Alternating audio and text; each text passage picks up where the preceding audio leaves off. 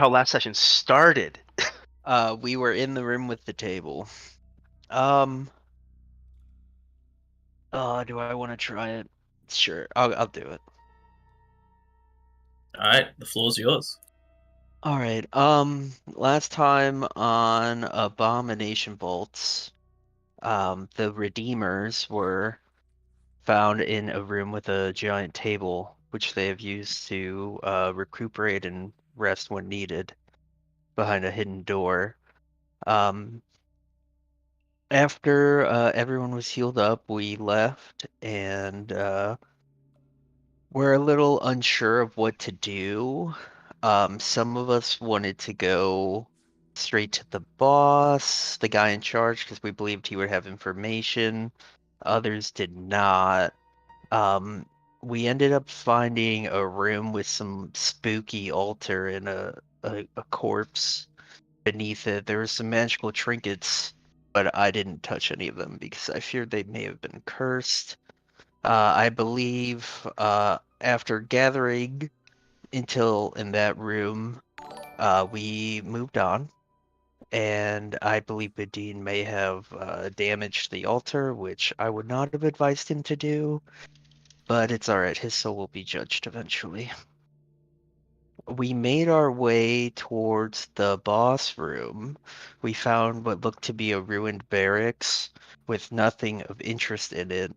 But eventually we did come across a desk, and inside the desk were some clockwork mechanisms, and a note, I believe. Eventually we found the guy in charge, and Chamomile did some infiltrating, I guess. I couldn't understand what she was saying, but essentially she was trying to get the the Murloc to hire us to kill something spooky. We believed it would be some kind of like green drake, but of course Chamomile betrayed the Murloc boss and fighting ensued. I was in a room where I couldn't really see what was going on, but I heard some weird sludgy noises and people screaming. A Murloc shut the door on me, but eventually I got through and I saw some kind of like slug monster. I'm not quite sure what it was, but it seemed dire. But I said, "Believe in Narakis. We can do this," and we stood strong. And we killed all the Murlocs and the slug monster. Alright, very good hero point. And one thing I will point out though is you also explored a little bit to the north, going a separate way. I thought that was the session before. My bad. I don't believe so. I believe it was last session. I might be remembering. We went south from the room, and then there was an encounter up to the northeast where, there were two ballista guys. Then everybody got scared about how tough they were. And when we went back to this room, we saw there was a blood trail leading this way. So then we went and we got some rest from the paladin. And then we went back over here, and then we traveled here with the intention of finding a boss, and then we did, and that's where we left off. So yeah, it's pretty close. It's pretty close. Yeah. And with that, we'll pick up our adventure. You had also slain Murloc, who had caught you guys resting and tried to run off, but Berdine nimbly cut him off so he couldn't escape, as the rest of the party just beat him to shreds. Nice random encounter. Yeah. And then after that, even after this, you guys have been resting for a while. Gregor is still a bit winded. But what did the party want to do? So you're standing here after just slaying this Murloc. I guess we continue trying to rest up. Should we go back to our safe spot, or with this door closed and us kind of perched here, we could save? Is it a bad thing if we take this opportunity to take out the Murlocs as they come through?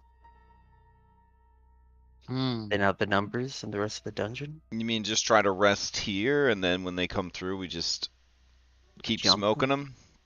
You think that there's a finite number that the universe will have to honor, and so eventually they'll run out?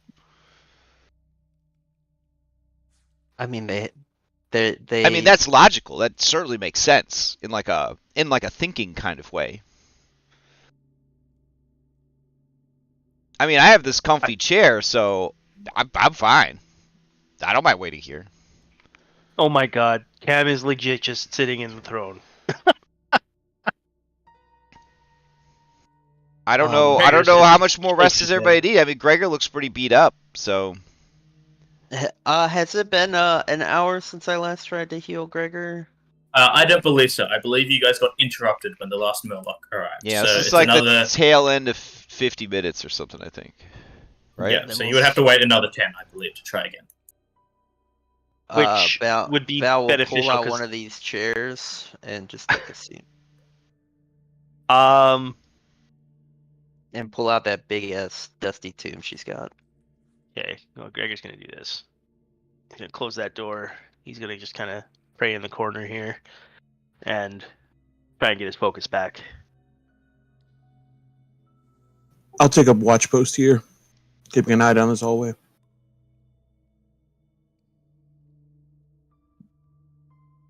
All right. If you are doing that, Bodine, just change your exploration activity from avoid notice to search, as you're like being on lookout, trying to keep an eye out and listening out in case anything comes down.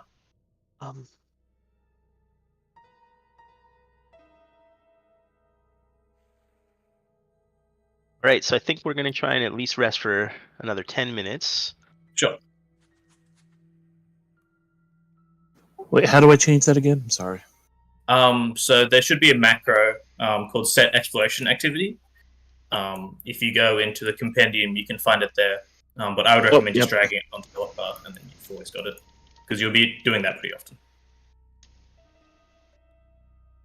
Do I boost scout or searching? Searching.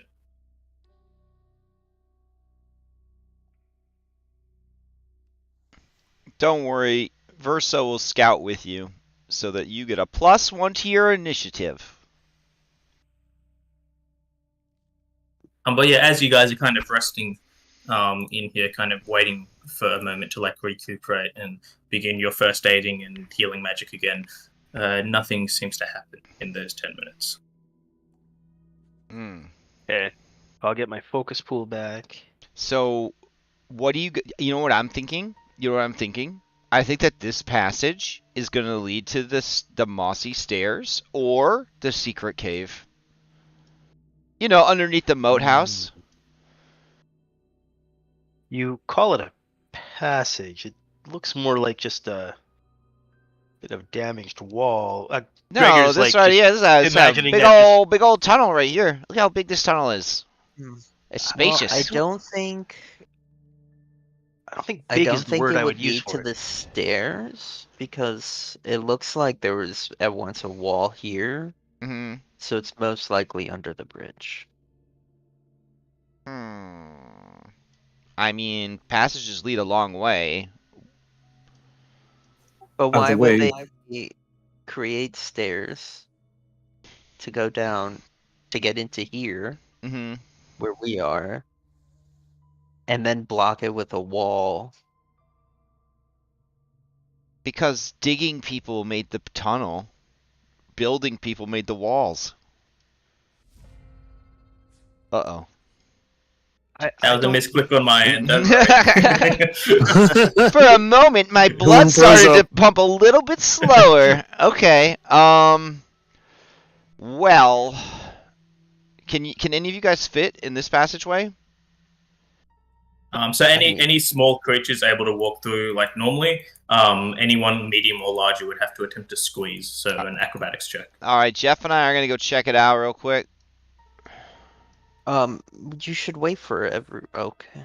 But you're small. I'll come over here to get some medicine on me. Jeff, what's the hold up? Okay.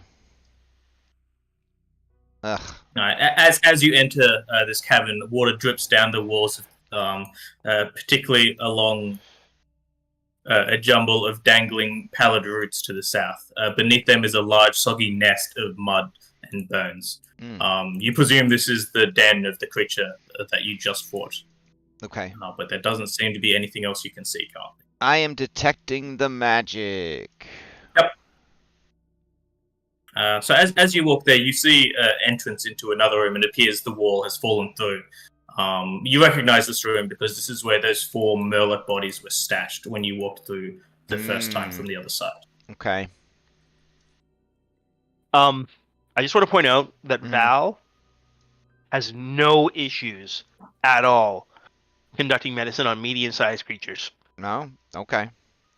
Val got a critical success. Speaking of healing, could you give Jeff a little bit? I don't think there's anything in that room, but I didn't really look too hard. I just looked for magic. I think I see some boats, so it looks like I may have been right. Yeah, come here, Jeff. I'll try this again. I laid the hands on the Jeff. Oh, okay. Yeah, I'm gonna check them for stuff. So yeah, as you look up into this room, you do see a bunch of birds. The north end of this small cave, the mouth of a swampy, flooded cavern yawns. A few ruined rowboats lie in heaps on the floor of this cavern, strewn next to tangled coils of ropes. Remnants of a pulley system hang from the ceiling. Where'd my medium allies squeeze through here? Or is it... Yeah, so, Bodine, as you're going through this cave, just roll me anyone going through the cave who is medium or larger, roll me an acrobatics check.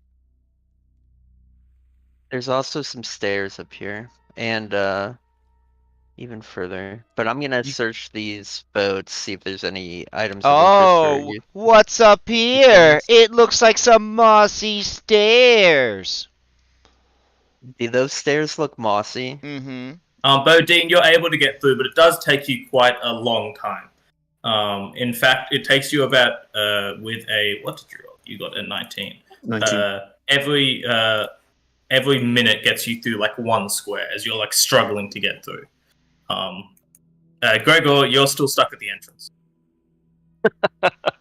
Okay. I'm, guarding our 6.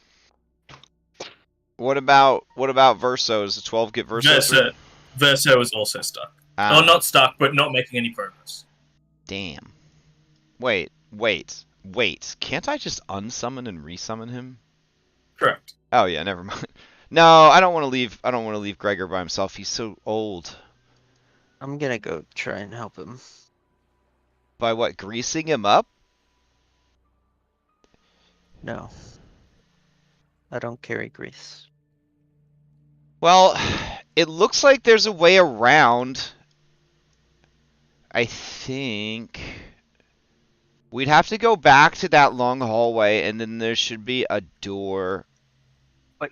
So just as you're looking into this chamber with the water, you can see the floor kind of goes down, and there's very little give between the water and like the roof. There's only about a 3-foot gap between the top of the surface of the water and the roof. Ooh.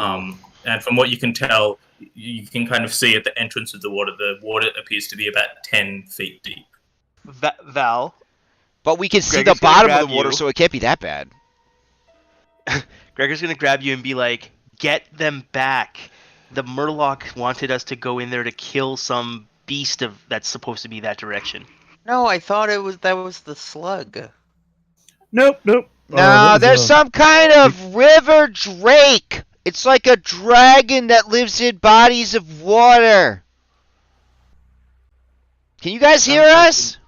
Because we can hear you. I will try one more time to make my way through. What if he got naked? Could he get through if he was naked? You just want to guidance you to help you get through.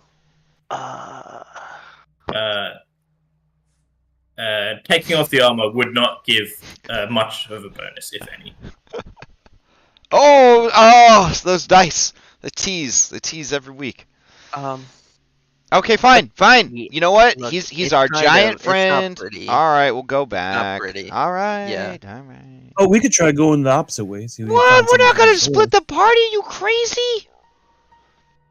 Do you remember, like a couple of hours ago, there were 2 dudes with crossbows that nearly killed all of us. We are not splitting up, Boudin. All right. I mean, if you're that eager to retire, as it were, from adventuring, I'm not gonna stop you, but I'll miss you. Start making my acrobatics checks. Okay. Wait, what if you can't, and then you're stuck there forever? You like just roll a nat 20 or something. With a nat 1, Bodine, you're currently stuck in the walkway. The only action you can take is attempt to continue to squeeze through or squeeze out.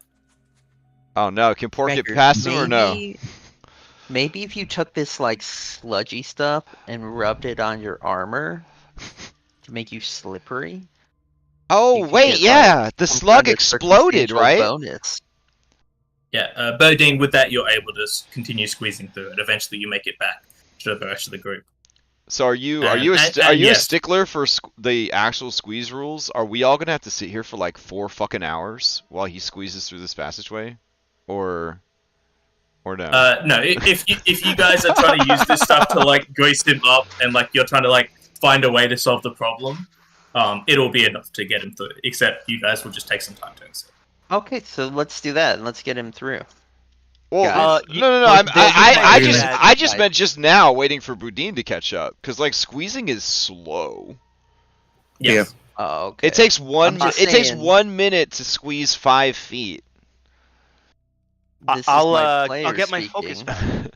Yeah. I know we shouldn't go openly fight the river drake, but I kind of want to fight a river drake. But that's my player. Well, we're gonna 5-star solutions this shit, so you are eventually gonna fight the river drake. But I want. I feel like realistically in game, if he isn't able to fit, I don't think Cam would feel comfortable trying to get him in there, because God forbid he gets stuck in the middle.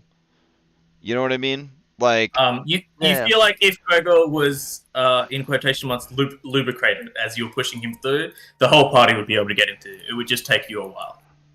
Okay, or we know the general layout. We could go around and see if we could find a way to get around. Fine. Okay, all right. Yeah. Gregor likes that better than having a bunch of people he just met a couple days ago lube him up. Does anybody want to check this room to the south to see if there's anything good? I didn't see any magic, but there could have been some treasure or something that I didn't notice. Yeah, I can take a look. Okay. Gregor, go around. Yeah, I'm gonna come in here and I'm gonna look for items of interest. Yes. So as you're looking around, you can kind of see the den that I had described before, and the collapsed wall into the other room. But there doesn't seem to be anything of value hidden in this room. Ooh. Yeah. I don't think Sludge Guy kept a hoard.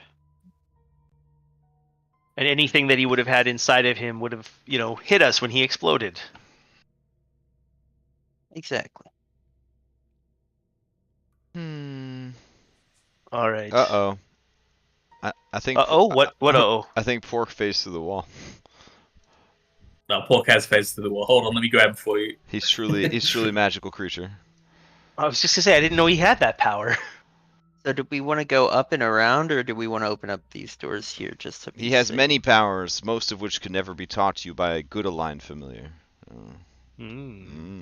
I will defer on that. I got my way of going south first, so if we want to go north or we want to go east, I will go whatever way we want to go north. Just confirming something as you guys are exploring. Gregor has the light spell cast on him, correct? Yes. That lasts for a long time. Yes, it's still active. I'm just trying to figure out, it's on his shield? Okay, great. Yeah. Oh, Bodine, you shouldn't open up doors when we're split up.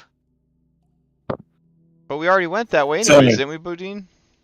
That was the room with the shrine or whatever that you desecrated. Do you remember where you set on fire? That was over here. These are doors we haven't opened. Yeah, there's doors here. curiosity and all. Where?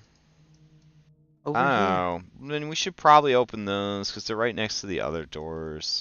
You open them up and they seem to be just empty rooms. Perhaps they were used for storage in the past. Okay.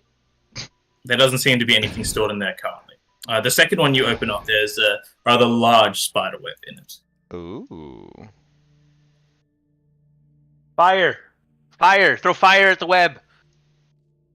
Alright, I will cast Produce Flame and chuck it at the web. You do so, and you can see a couple of small spiders kind of skitter like out of the web and like into the cracks in the walls, and you can see some of them like burnt and drop to the floor dead. Yeah, I go up to each of them and I cast. I'm just kidding. That's a lot of markers. If you got to do one for each eyeball, oh my god.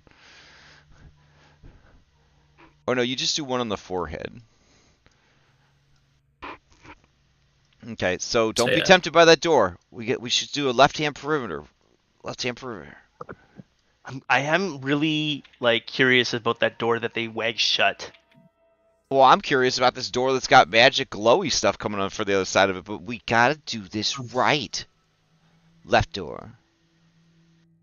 Where's the... Oh, you're at the left door. Alright, as you open up the door, broken down torture instruments lie in half-collapsed heaps on the floor.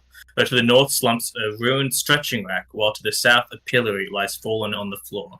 Rusty tongs and chains, frayed and rotten whips and other implements lie on shelves. Oh, it's a workout room.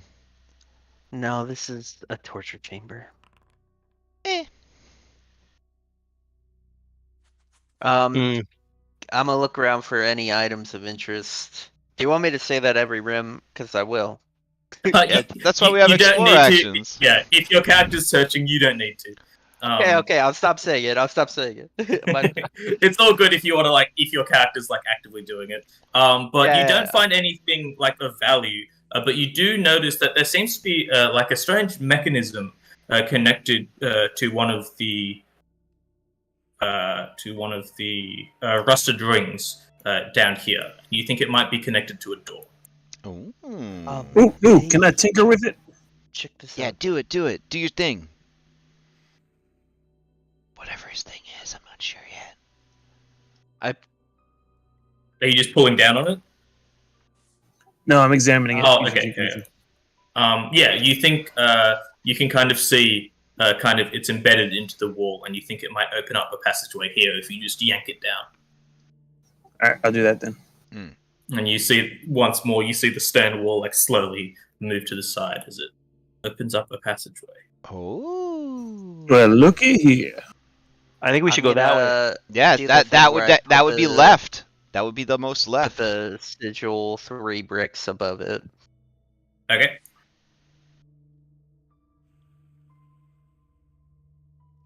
Oh, and my favorite thing, a door.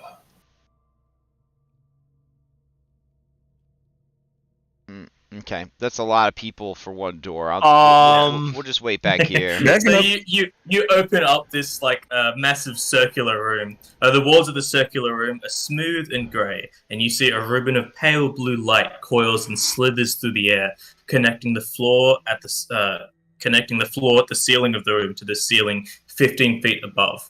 The points where this light touches the stone above and below seem to seethe and writhe, as if the stone itself were suffering from an infection. And you also see the remains of what appears to be an enormous worm, just slumped, kind of coiled around this ribbon of energy. This is right below the lighthouse, I think. Close enough. Okay. When you said remains, I got a little bit more calm. Oh no, it is. Oh my god! Actually, yeah, right behind. That was terrifying. Yeah, it looks cool. I'm gonna throw a rock at its head, just to make sure it's dead. Yeah, you hear a very satisfying thunk as the almost metallic exterior of this worm just gets hit by this rock, and the rock shatters. But the worm doesn't seem to react in any way. I'm gonna grab this bone on the ground, and I'm gonna throw it into the energy. I keep wanting to hit my Pillsbury Doughboy sound button, but every time sure. It doesn't seem to have an effect on the burn. Okay. magic people, do you want to come in here and? Yeah, I was gonna say, can I change my search real quick to like try and interpret this energy? Yeah, sure. So you would be investigating.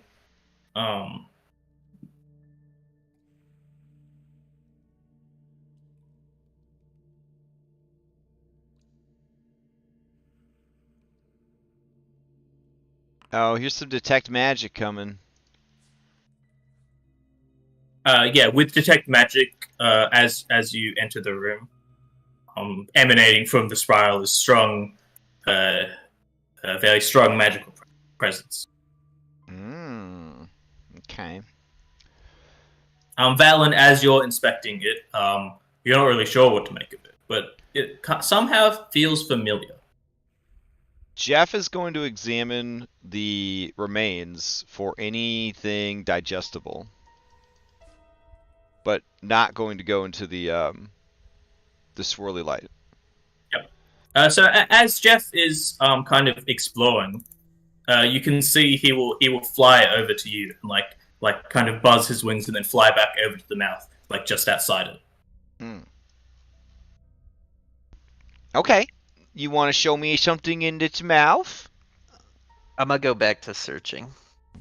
So as you look into this creature's mouth, you can see what appears to be the skeletal figure of a dwarf. You can see there doesn't seem to be anything on him, but you can see clutched in one of his arms is this shining warhammer. Oh, okay. I'm going to take that. And his skull, just in case. Are you actually going to do that? Yeah. Can't you like speak with the dead eventually? It'd be really useful to find out how he ended up here. But yes, I've in the player loot now. There is a +1 warhammer. That might be a thing. Yeah, I mean, I can do eventually. OOC, is there a speak with dead in Pathfinder 2? Because I believe it's an uncommon spell, but there is an equivalent. Because taking heads is standard dungeoneering practice in the 5th Age of Magic. Like, you just got a bag of heads and you label them where you found them. I believe the 2e equivalent, you need the whole body, and it needs to be mostly intact. Wah!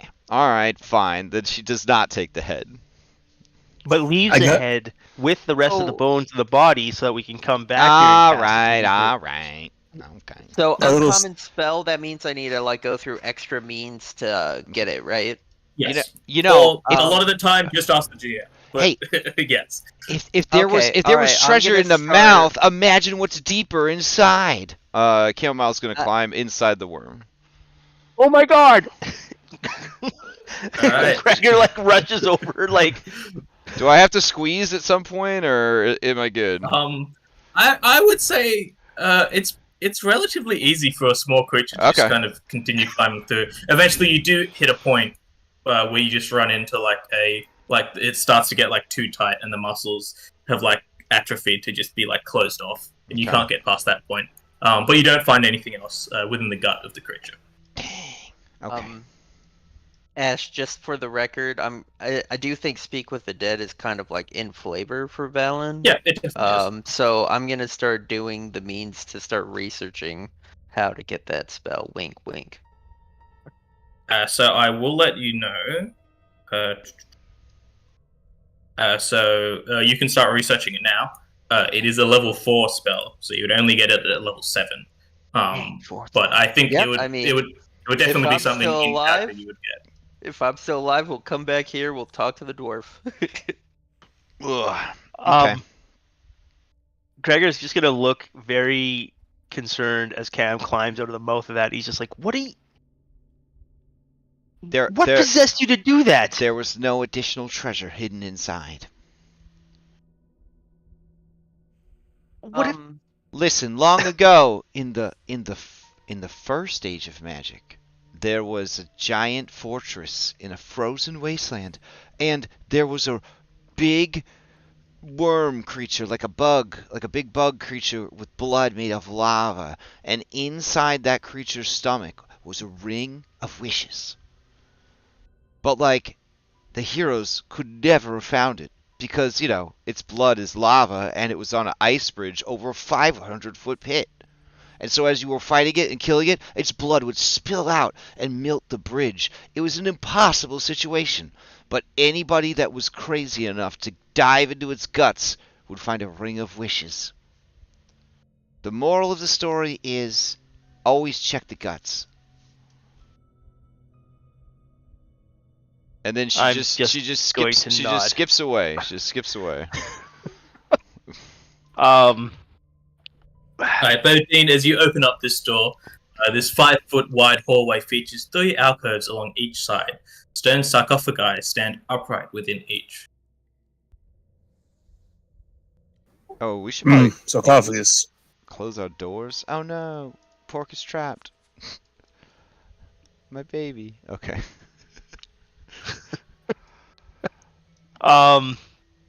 What did we find out anything about the magic? I didn't hear if you guys actually discovered anything about it. I don't know anything about it. It's just, it seems familiar.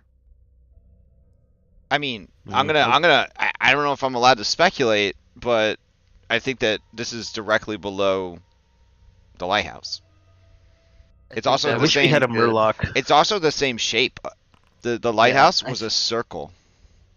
I think that's a good. I call it my hypotenuse. But I wonder if this is related to the blood. It would be as you looked at you feel like it is somehow related to like the strange energy of the wisps, and you know a lot of the times they're kind of related to like negative energy. So you feel this is just a surge of negative energy. Oh wait, you could step in there and probably get healed. I mean, I don't know if it would be a good idea. Do I think that would be a good idea? You're not sure. Is that a thing we can do? You just ask the DM if something's a good idea? Sweet. No. I meant with like my other checks and stuff, and my knowledge in religion and healing and negative energy. Bodine, do you want to take point in there, or? I guess I could try and touch it, see what happens. Ooh, I want to watch. Touch it. Do it. Val will reach out just her left hand and touch the energy. Val the one-handed. You feel negative energy surge through you, and you feel like if you did have any wing, they would be healed. Wow. So we shouldn't touch it. It was exactly as you thought, Kim. That's pretty cool. Alright, that's anything marks on these sarcophagi? You can see the two beside you, they both have like a plaque. Which is, it's clear that something is supposed to be engraved on it, like a name or a date or something, but there is no engraving. Hey, Gregor, you know what they bury women in? Sarcophagals. What? Oh. And as you walk there, Bodine, you can see to your, over here, you can see this plaque actually has a name on it, and it says Major Domo. But as soon as you finish reading it, you can see this spectral hand reach out and try to grab you. Oh no! Is it just the hand, like in a Zelda game, or is it like attached to a person? You see a spectral figure begin to emerge out as well. I love those hand monsters from a Zelda game. It's good stuff. They were so frustrating. Can I get everyone to roll initiative? Yes. Yeah, sure. That is, I remember how to do that. That is here on the left-hand side of. Yeah. Oh wait, somebody told me a bunch of hotkeys we could try out today.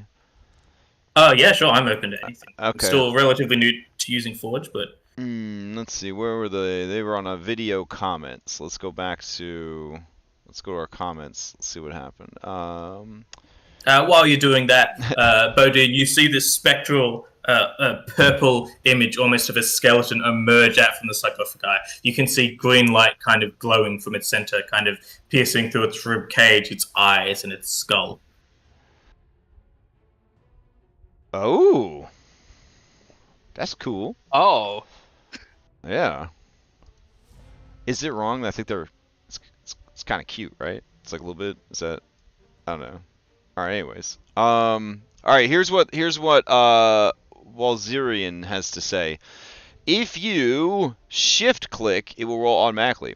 If you control click, you toggle blind mode on as your default whenever a skill window pops up.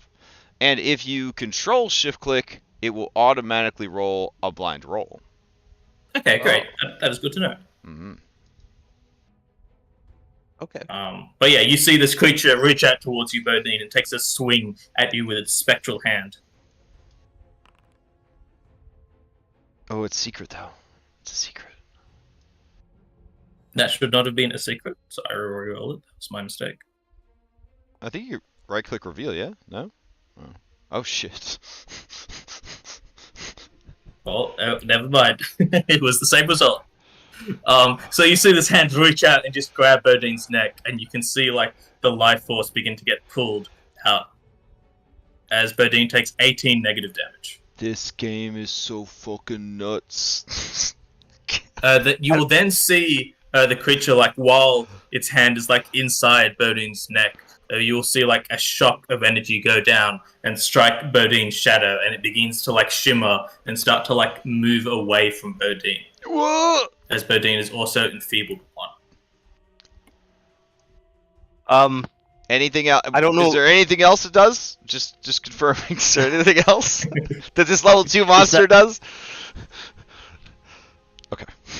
It would also take a second swing at Bodine. Oh, jeez.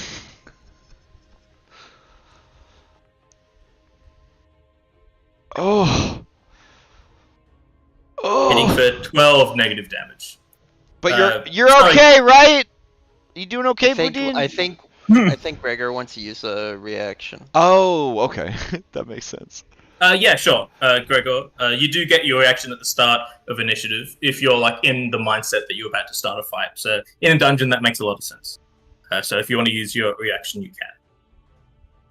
Okay, I'm not sure if anyone can hear me right now, but I would have used it on the first attack. Sure. So that would have been 4 reduced damage, and the thing would have been enfeebled. Yeah, it would be enfeebled. Wait, it's not going to repent? It does not. You can see it look towards Gregor, almost like disgusted that it would even suggest such a thing. It will be enfeebled, but it doesn't seem to affect the attack or the damage it deals. Okay. Oh. But I will make it enfeebled just in... It's using spoopy stats to deal spoopy damage. Oh, hold on. Is enfeebled? What status is enfeebled? I always forget. A strength, right? It's the strength one. Yeah. Okay. Yeah. So yeah, it doesn't affect it. But Bodine, you're next to act as this creature just suddenly lunges out of the sarcophagus. You see it like rip some of your life force energy out of you, and you can feel it's a strange feeling. You can feel your shadow being like pulled away from you. I'm going to try to rip the front off the sarcophagus. It has fully emerged out of the sarcophagus now, so you're able to strike it. It's like floating above it.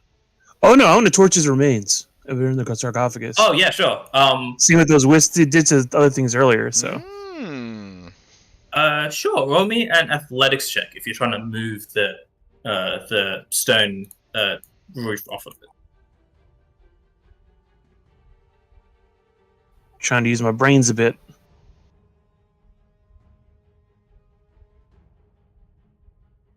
Sorry, Gregor. I don't know what's going on.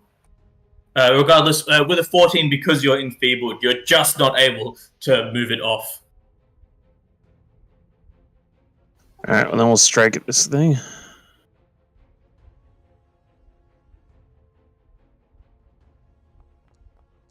Oh shoot, didn't target it. That would miss anyway. 13 will miss, yes. You still have one action left. We will parry, dueling parry. Alright, that'll bring us to Valen. Are you gonna tank that thing?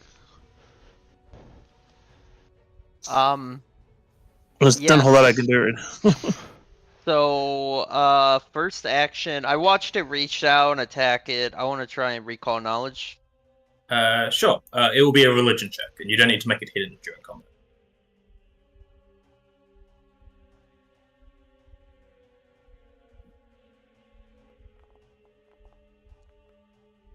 13. With a 13, you know this is some kind of incorporeal undead creature. You know the typical things for undead, that they take positive damage and they're normally immune or get healed by negative damage. But apart from that, you're not sure what this creature is or does. Yeah, it makes sense. There's a lot of craziness going on. I'm going to cast a 2-action heal on Boudin. Alright.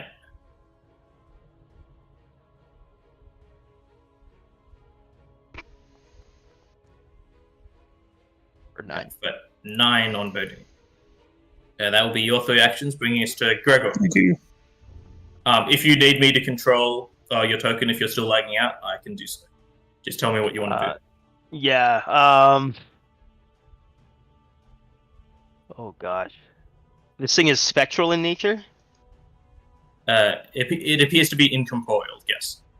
Okay. I don't know how this works on other turns, but I will turn around to Cam and Cam, do you got that warhammer on you? Is it like still being held by you? Is it prominently sticking out of your pack or anything? Yes, it is right here.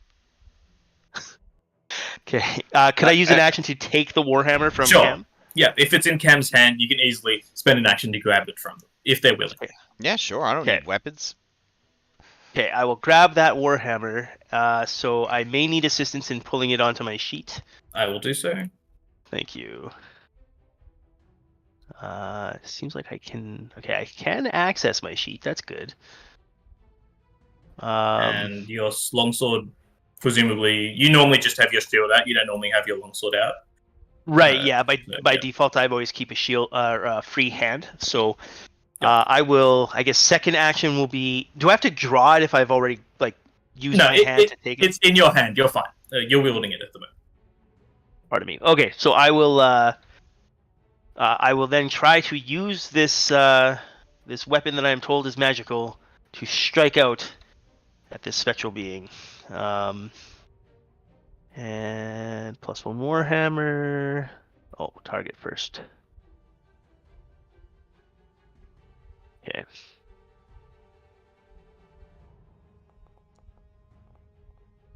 So that's a nat 20.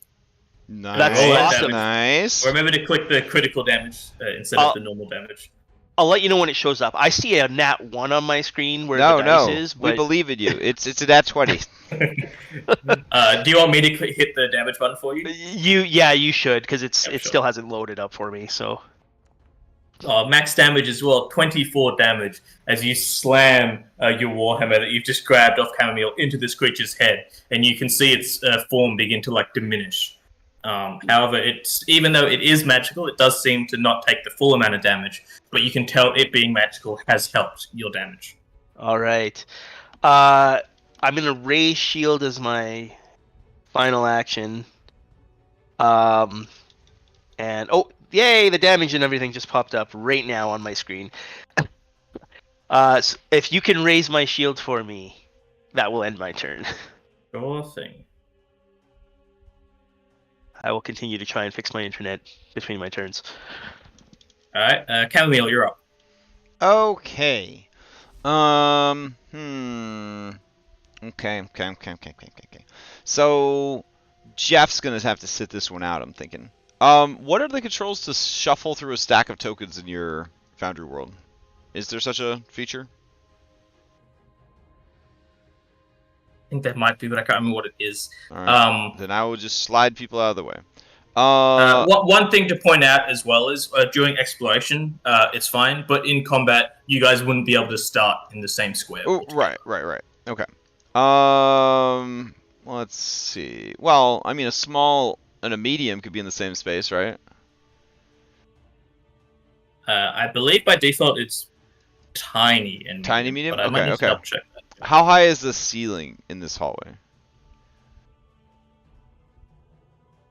So it's 15 feet up. Okay, so Jeff could be in the same space though, for sure. Yes. Yeah, all right, correct. all right. Okay, we're gonna use an action to have Verso move to here. There we go. And then, then Chamomile will use Act Together to move to here. There we go. And then, you know what? I don't think I want to be right there, honestly. Chamomile will use Act Together to boost Verso. That's what will happen. So it'll be a reinforce Eidolon. Then Verso will use his wings to strike at Major Domo. Because I don't think this thing cares about slashing damage. We'll see how it feels about fire damage, though. Here we go. 13 will miss, as you Okay. see the creature like nimbly just flying through the air as you're trying to strike it with your wings. Or Versa tries to strike it with their wings. Okay. He'll attack again. And miss. And that's my turn. Okay. You will see the creature will continue its assault on Bodine.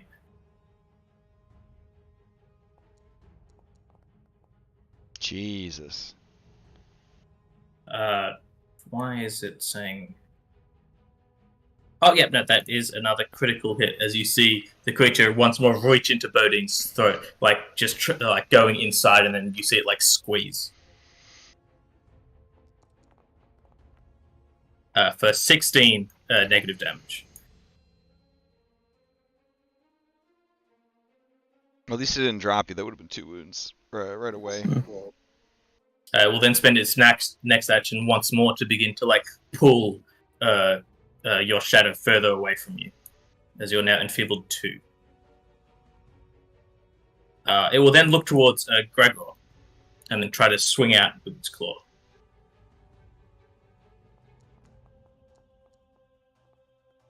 So Gregor's reaction, it enfeebles, but does it reduce damage or anything else?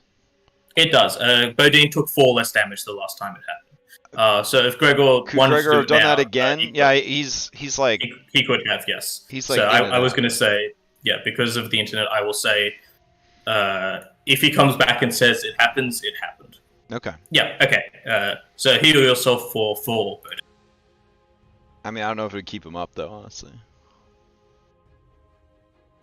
Well, he hasn't hit me again yet, so I'm at 1 HP, so now I'm at 5 HP. Correct. Didn't it just hit you with that 26? No, that was towards That's too Gregor. great. Oh, So towards Gregor. Oh, okay. Gregor takes that 13. You apply that, please. I If have. you want to Oh, thank you. delay after me, that will help me out a lot.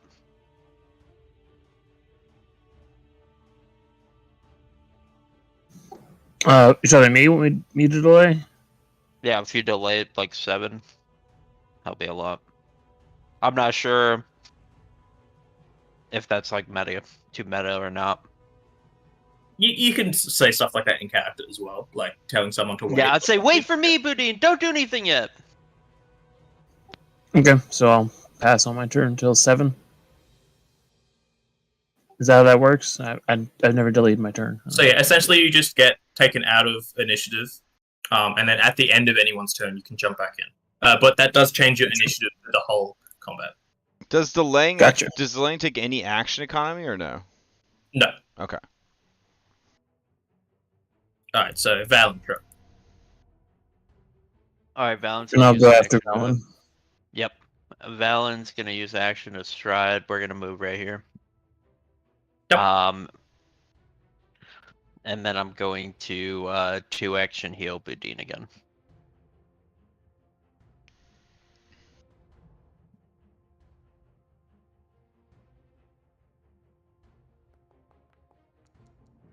Max heal of 16. Yeah, it's very uncomfortable for Val, but she kind of just runs up and she just like shoves both of her hands in the back of your chest and pumps you up. And that's my turn. So, can I be added back in now? Yep. I'll drop you back in at 15. Alright, Bodine, you're up. Give this guy the evil glare.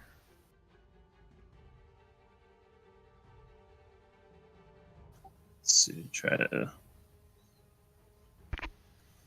Intimidation.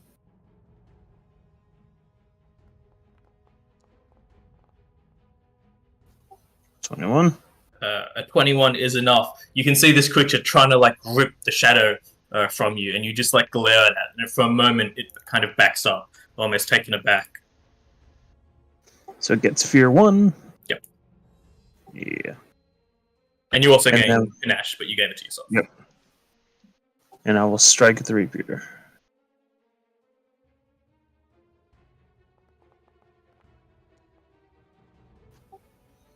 We'll try 11. one more time. Yep.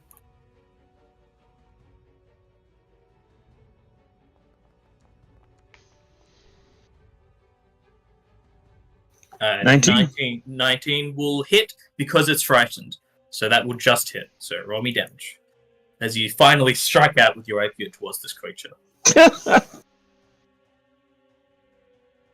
Due to your weakened stature, you can feel your muscles beginning to shrink. You stab out trying to do damage to this creature, but you can tell its resistance just completely negates it, as it doesn't seem to take any damage. Gotcha. That's my turn. Alright. Gregor, you're up. If you just want to tell me what you're doing, I can do everything, either just in Discord or typing it out, depending on how bad the internet's going.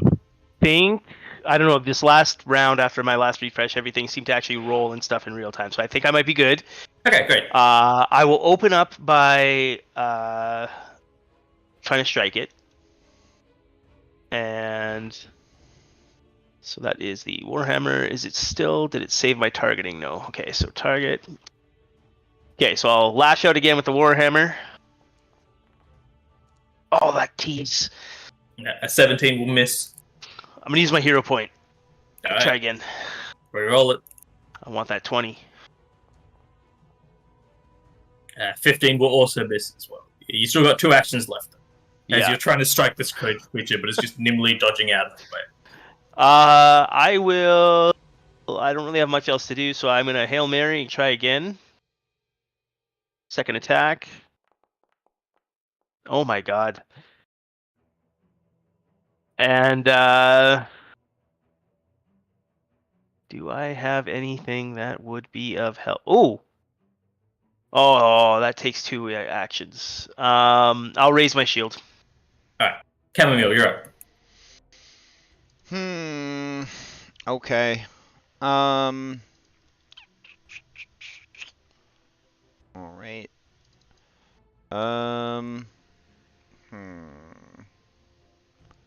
Really struggling to hit this thing. Okay. She's gonna try. I believe she can see it from where she's at. So she's gonna use. But you can see it. Chamomile can see it, but it would have standard cover. Right. So it would get a bonus to AC and reflex. I'm just gonna use electric arc. Would it get a bonus to that? Electric. Yes, it would, because it's a reflex. Okay. Well, there it is. And then acting together, Verso will try to attack with his wings. I forgot to target it, but it's a 24. That 24 will hit, but this is the reflex save. That is a success. So Okay. The electric arc does double damage, but then Verso's wing will strike it. But roll damage with the electric arc. Okay. Alright, you can see some of the energy from the electric arc go through, but not much of it. Okay. And then that's the wings, and then I'll And re-up Same reinforce. with the wings as well. But you can see most of the damage is getting soaked up by this creature's like incorporeal nature. Cool. That's my turn.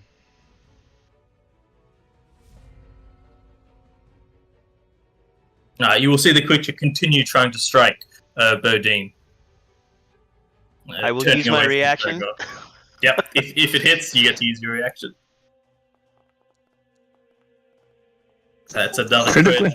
God damn. I'm going to use Weight of Guilt to do Stupefied to it instead of Enfeebled. Sure. Is it Stupefied 2? Yes, it is. Okay. And then you would take 4 less damage, Bodine. So you'd only actually take 4 damage. An 8 damage crit. That's very gentle compared to what this thing was capable of. It rolled very low. Yeah. However, on its last action, it will continue to try to pull the shadow away from Bodine. You can see now that the shadow is almost completely separated from Bodine, and you can see its shape beginning to change, almost looking like another one of these creatures. Bodine, put distance between yourself and this thing. You will then see it go to strike out towards Gregor. Not this time, Satan. Missing, as you've got your shield raised and the light from the shield, you can see it appears to rear back from the light as well. Valen, you're up. All right. Okay.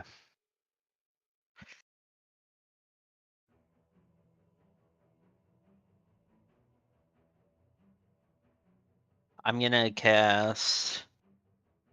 I'm gonna say, Gregor, reach out your hammer, and I'm gonna touch it and cast magic weapon on it.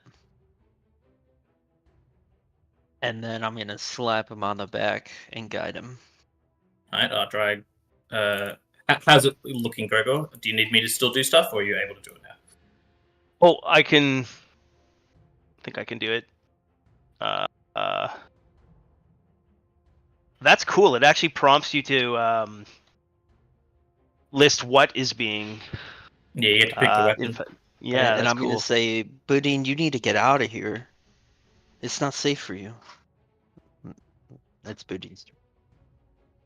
Yep, Bodine, you're up. Alright, we'll start off by doing dueling parry.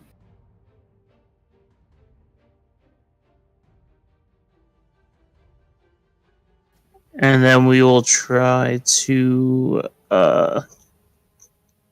do the 5-step disengage.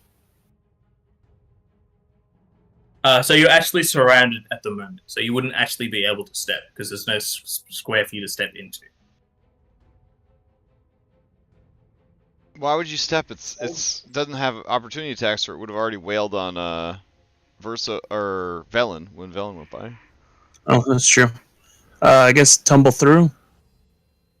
Can I do that for against with allies? You can just move through allies. Oh, okay.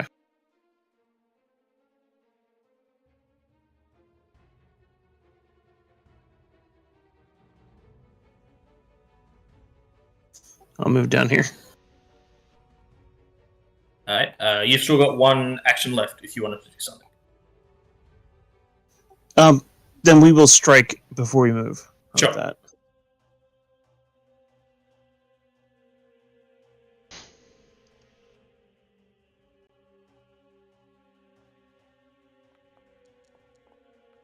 Oh, that's a 20.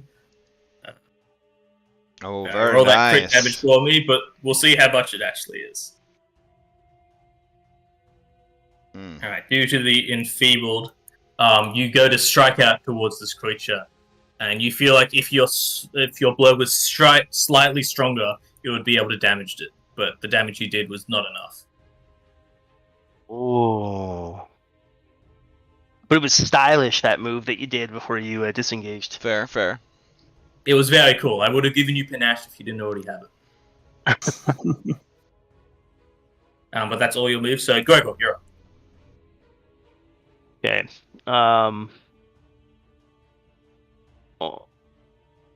Okay, I'll stride to come and take that space, and then I will strike with the the Warhammer. With guidance is on.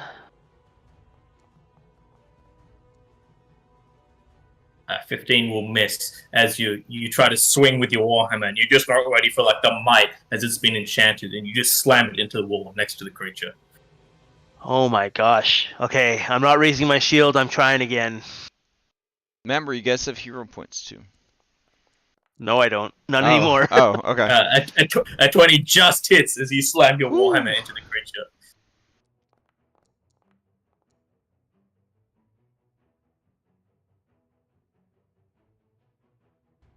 All right. You slam it into the creature. It is standing, but you can see its shape begin to like dissipate, almost like forming and then deforming and then reforming as it's like trying to keep its form together. Okay, and that was my 3 actions. Yep. So Camille, you're up. Okay. So it's resisting like everything that we're throwing at it. It appears sometimes you think the fact that it's magic is getting past some of the resistance, but not all of them. Okay. You do think there are some things that might be able to get through the full resistance, but you're not sure what. Got it. Okay. Well, some damage is better than no damage. So yeah. If I moved here, would I have a better like? Yeah, you can see like more than half the token, so it only has lesser cover, so it doesn't get a bonus to its reflex. Sure. Okay, so I'm gonna move forward, and as I do, Verso will try and strike with, I guess just his slashing fibers. There we go. Oh, I'll use a hero point to reroll that. Let's see. There we go. 27 will hit. Okay, 27 is just a regular hit. Nice. Okay, and then here's the damage. Okay, and then I'll use electric arc on it again.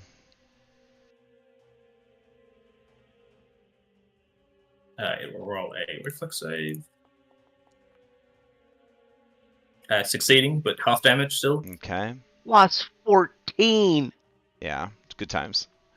Alright, and that is my turn. So you can see a little bit of electricity damage went through. However, the damage from Verso did not seem to go through at all. At all? Wow. Okay.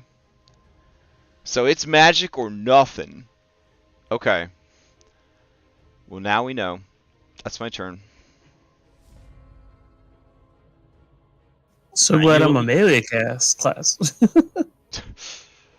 You will see the creature frustrated that there's so many foes between it and the person it's trying to get to. In response, it will just go to slash out towards Gregor. Bring it. Nat 1 as it misses. You just hold up your shield with the light and it like rears back in fear, but then goes to try to take a second swing. Oh, that one was better. But it's not a crit because you've got your shield raised. Oh, hold on. You don't... No, my shield's not raised, but my AC your is AC is solid. just 20. Right, full plate, of course. You still take 12 negative damage, though. Okay. Arr!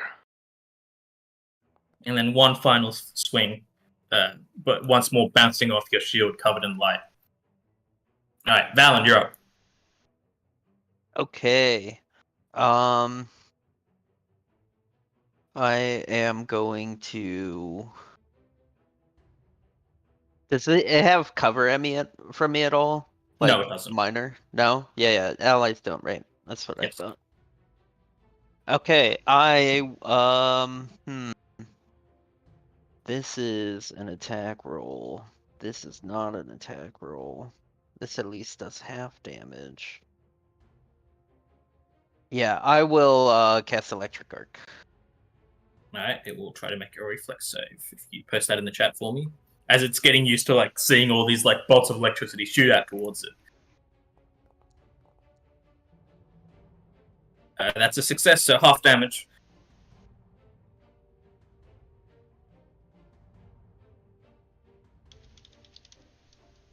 You can see it like you can see its mouth like open, almost like it's screaming, but you don't hear any sound emitting. Okay. Last action will be a. Yeah, we'll just do a. This time we'll guidance Verso. All right. Bodine, you're up. All right.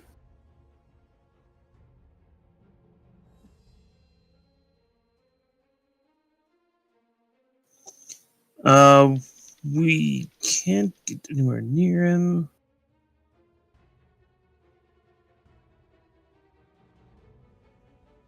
So we will just stay here and wait to the bottom of the initiative. We'll hold our action to the bottom of the initiative. All right. So we're not out of the running just yet. All right, Gregor. All right, Gregor's just like, he's battered, he's hurt, but he sees it's hurt. It's like Superman in Doomsday at the end, just trading blows. 27 hits for 15 damage, and this is enough. You swing. Actually, do you want to describe how you dispatch this strange shadow-like creature? So he just like swings this warhammer in like a feint in an overhand, and then like drives it forward almost in a complete straight line to go through the spectral being and slam into the lid of the sarcophagus. Right dead center. Yeah, you see the creature like dissipate as your warhammer goes through the sarcophagus, smashing it, and then you also hear the crunch of like bones as you continue downwards. Nice.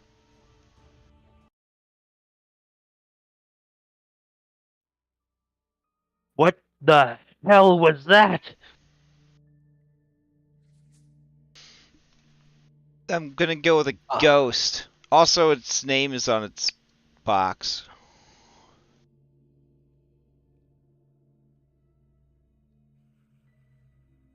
Gregor like just shakes his head.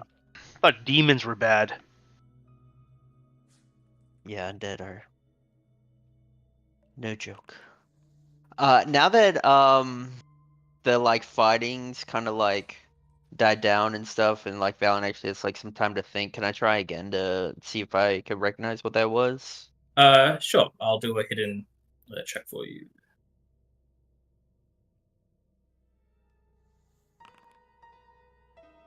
Bodine's shadow is what I want to look at. Sure. So first thing, Bodine, after combat dies down, as you're kind of searching, you do notice a very familiar-looking stone out of place, and you feel like this is another secret door behind you. Valen, as you're kind of inspecting the creature and kind of like running your mind over what this was, you believe this is a type of mysterious undead known as a shadow. They lurk in dark places and feed on those who stray too far from the light. You know that once they pull a shadow away from a creature, they also turn into a shadow. Like the shadow creature itself. If the enfeebled condition is removed, so like if the shadow is like remerged with the person, it destroys the shadow. You also know that it has resistance to all damage except force, ghost touch, or positive damage, but it has double resistance against non-magical means. I kind of tell that all to the party. Okay, so OOC. That's a Pathfinder 2 shadow. Just a regular shadow. Cool. Alright. With your check as well, just this is kind of meta, but if you guys want, like, you guys kind of know like how strong a thing is like in character as well. And just to describe it, I'm going to say like the out of character, like character level, but it's something you kind of know in character. It's a level 4 creature. Oh my god. Isn't that like deadly? For this party, for level 2 characters, this is a moderate encounter.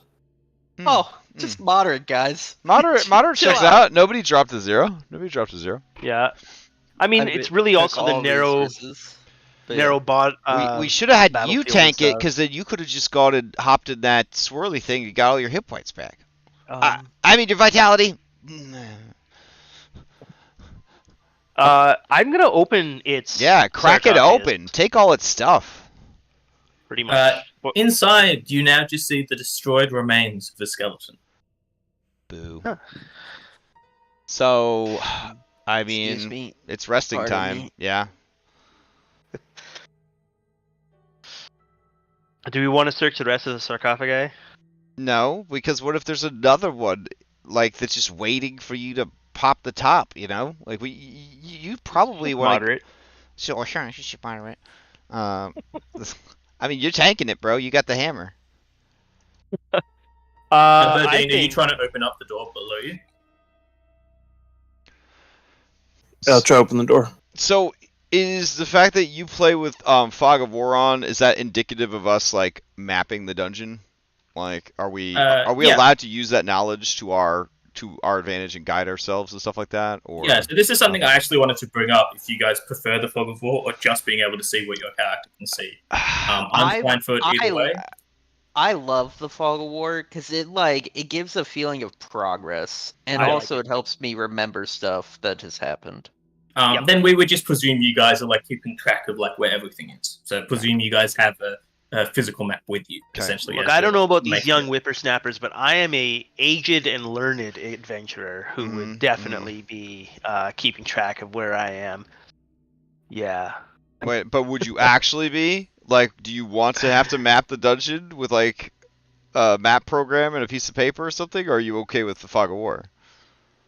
Oh no, Fog of War. That's what I'm Okay. saying. Is that All right. Gregor is he's the aged and learned adventurer, so he okay. would know where he's been and what he's explored. And I know, would the Fog of War only represents his mental acuity. feel comfortable with Fog of War if one of us was always using an exploration action to map. That's the only way. It's the only way I would feel comfortable with it. Otherwise, I feel like we're being a bunch of babies right now. Is that an actual independent thing, mapping? No. It's not. I would essentially just say like during your downtime, you kind of think back on where you are, and in that downtime, you like spend a time like trying to figure out everything. Nope. I I've got it covered, Ash. No longer will Verso be giving everyone a +1 to their initiative, because Verso is just like the fucking Marauders map from the controversial and political Harry Potter series. He's mapping the whole dungeon with his fucking body. That's great. So every time we're referring to the Fog of War, we're literally Yep, just we're like, just looking Verso, at his spread body. those pages. Yep. And then you can like pinch your fingers to like zoom in and stuff. And it's like just like tattoos on his body. It's like his whole body's made of like LCDs, like, or you know, like yeah. Wait. Touchscreens? Yeah, he's made of touchscreens. Yeah. But you know, but it's paper. But it's it's magic paper. All right. I think we should take this opportunity to go rest in our table room.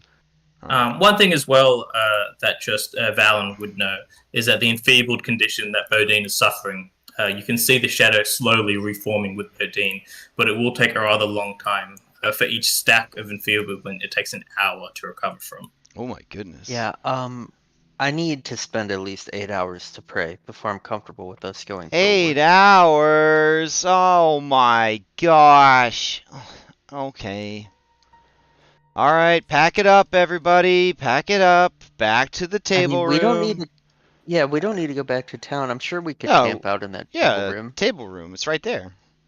I can tell because I'm looking at Verso, who's basically Fog of War mapping the whole dungeon for us. I was. We're not babies. We're not babies at all. We're not babies. We're using resources that we have on us. We're not babies. This is we're doing just like strong old school adventurers. I didn't know you took the walking cartographer feat on Verso, but it's fine. It makes sense. I'm the only person here that would vote to. Well, no, I think Stone would probably vote to get rid of Fog of War. Stone would be like, I don't give a fuck. I don't know. I don't want to speak. Yeah, I don't want to speak for you, but I feel like you'd probably be like, it's whatever. I'll get lost. It's all good. Yeah. Travel the same room 5 times. It's all. I mean, maybe I'm just a spoiled 5e D&D player. I don't know. We don't use Fog of War like in our the 5e games. I don't know which 5e games you're saying. playing. I would never allow Fog of Wars for babies. Oh, all right. I've said my bit. I don't want to get too political on my stance on Fog of War, so I'm gonna mute my mic for a little bit so I simmer down. We are going to take the chamomile. appropriate time to rest, recover, heal each other, and all of that jazz. Sure. So, are you just waiting the time for Bodine to recover, or are you guys actually planning on doing a full rest? So the I 8 think hours. we're planning on a full 8 hours. Yeah, we'll do that. Strap up chairs against doors, all that fun stuff. Yeah. I'm just gonna point out, Cam, that we might be babies, but you're the one who provided us the in-universe explanation to make it so. Now, you know what? I don't want to deal with this. Turn the Fog of War off. I don't give a fuck. If the group comes to a consensus, I will turn it off. But I'm not fussed either way as a GM. I'll take a picture of my graph paper with my colored pencils I've been drawing in.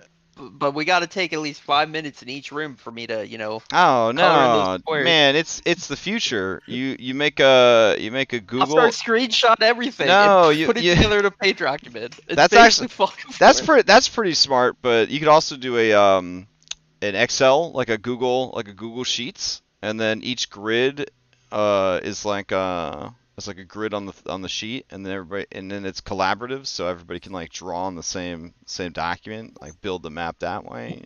Use the notes. What are you talking about? I'm a snipping tool junkie. I'll just okay. snipping tool. Yeah, that's true. Have a Photoshop file open. We'll just keep building the. Yeah, I guess at that point we're back at square Puzzle one. piece. Yeah. Yeah. Right. Well, if we're a bunch of cheaters, then I guess we might as well just be a bunch of babies. All right. Oh my god. He said the word. It's fine. So I mean, I love playing my video games on easy mode. It. You know, you want to sound hard, and you do sound hard for the viewers, and I'll show you the maps I made for the previous campaigns have been. They're pretty elaborate, but it's fine.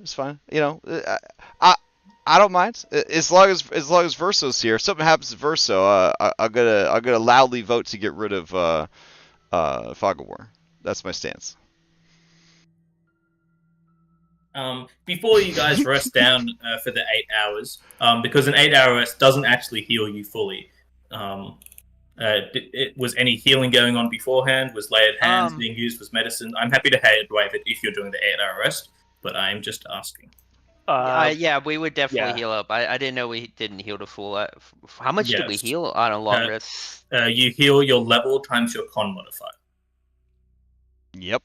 Oh my. Yep. Shit. We spent 3 days in this room. Oh my. But with access to lay on. Yeah, with access to lay on hands and medicine, I can presume that over the course of, if you guys are bunking down, you guys bunk down and you're able to heal. Okay. Yeah. Then I will. Awesome.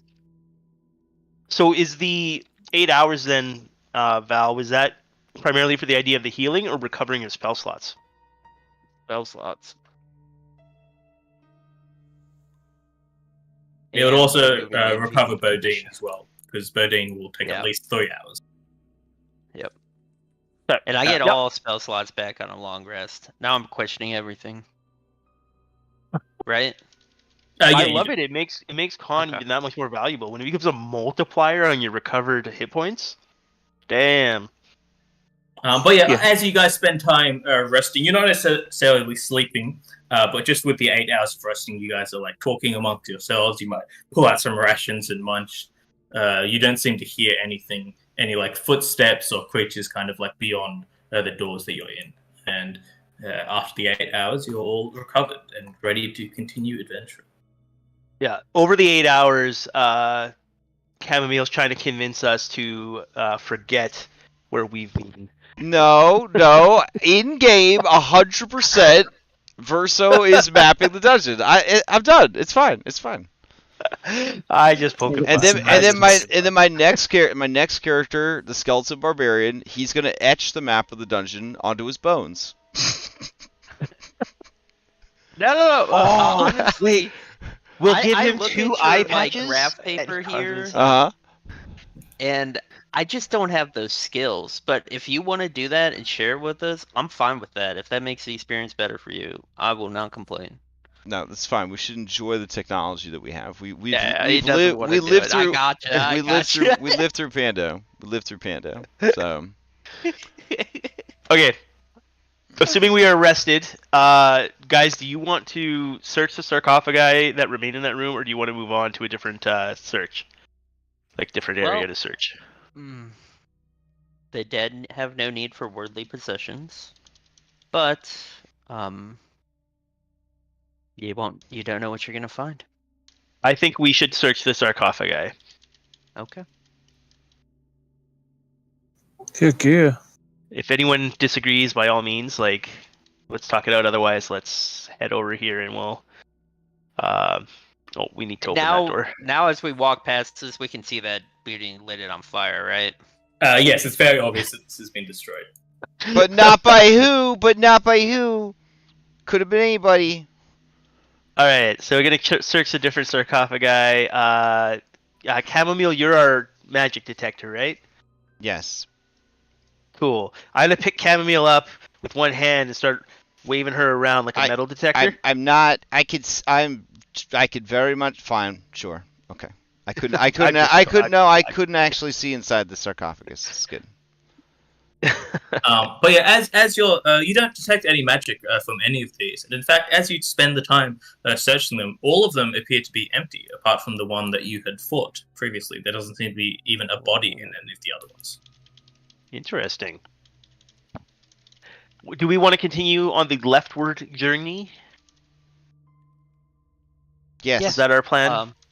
All right, so we can head back up through Worm Room, and because there was a left at the torture chamber, or the workout room, as it was suggested to be. So there's no secret doors of this chamber at all. Not that anyone has found. Okay. Gregor is parked about here, waiting for others to make sure. Yeah. Okay. Oh, I just realized I could change my spells out. I want the Liz. Let's go. Oh. That for the Fog of War. Okay. There is a door that. Let me know when everyone's ready, and we can open the door into a lefty room. Alright, so as you open up this room, you can see a ruined table and several destroyed chairs lie in a heap in the middle of this room, along with several large bones. Okay. Does it look like nothing caved in on this? Doesn't appear to be.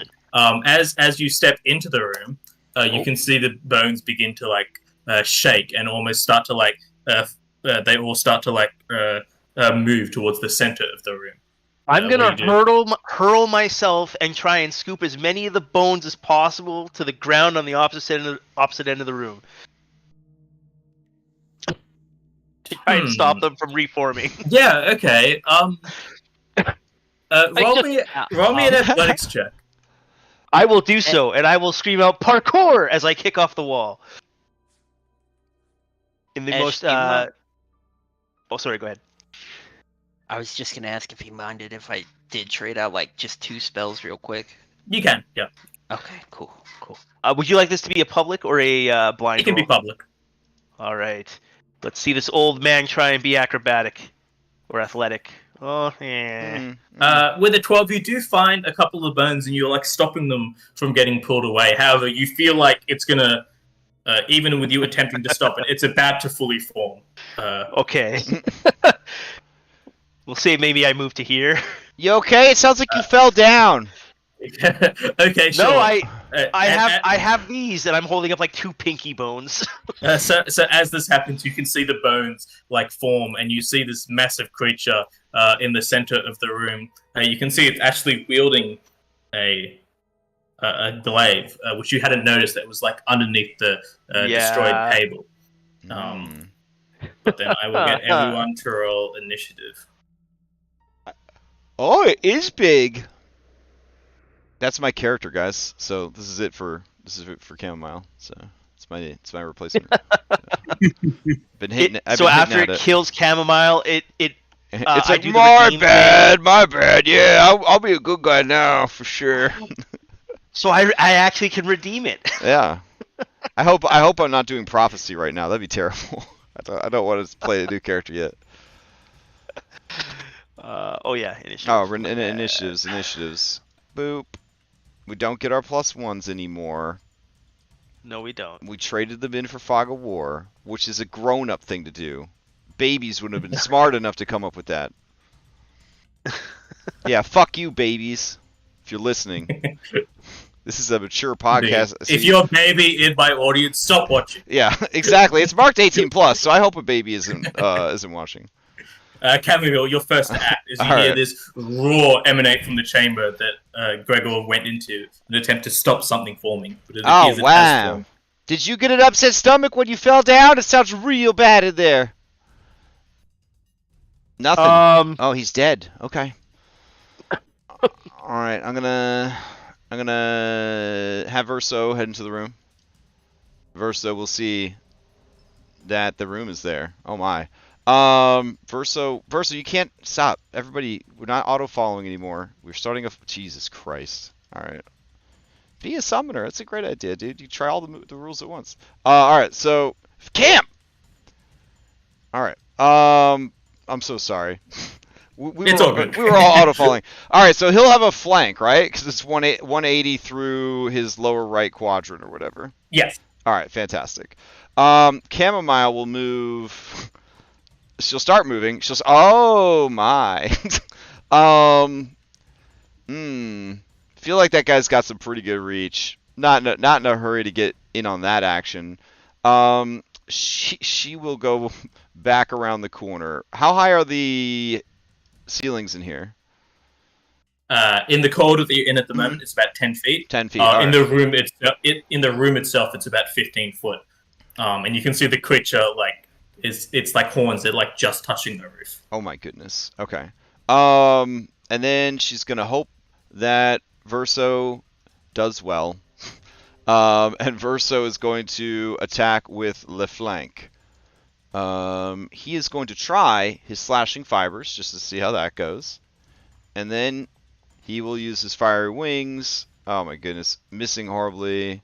And that will hit. Hitting. Alright. So the second attack is fire, but hopefully not burning important parts of our map. So 7. So you see Verso his fire hits the creature, and you can see the bones do get a bit singed, but you can tell that not all the damage went through. Damn. Okay. That's my turn. All right. Gregor, you're up. All right. Yeah. So still wielding the Warhammer. Gregor will just open up with the swing. Ooh. 19 will hit. With the hammer. For 9 bludgeoning damage. And you can see the full force of the swing shatters part of the bone, doing all the damage. All the Excellent. damage. I will be focusing on its right knee on all of my strikes. And I'm going to attempt to strike it again. Right, give me an attack roll. Oh, not so much with that one. Okay, and I will raise my shield with the last action here. You will see this skeletal, almost like minotaur, roar out, and you will see it raise its glaive above its head and just start to swing it in a circle, targeting both Verso and Gregor. Both? I'm guessing it wouldn't have mattered, but it was flat-footed for that attack, right? Correct, yeah. Okay. So, this is against both your AC, but I can only target you one at a time. It's secret. That will miss Gregor. Roll on privately. Alright. In your favor. Yep, okay. So, it will hit Verso, but not Gregor. as it like swings just in a massive circle, dealing 10 slashing damage. Oh no.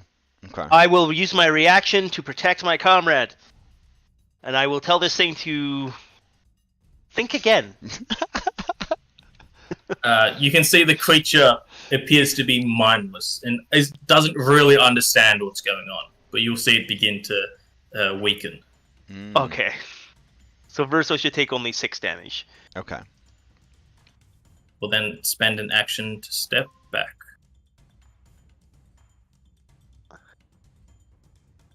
Alright, Val. Alright, realizing we were going to be fighting a lot of undead, I prayed to Nerakis, to bring down these abominations. So I will cast a Disrupt Undead. Alright, we'll try to make a fortitude save as you force your energy into it. That is a normal success, so it still takes half damage. 3 points. And I have one more action. Let me think real quick. Okay. I will cast Guidance on Boudin. Nice. Alright, speaking of Bodine, you're next to act. All right. Stride.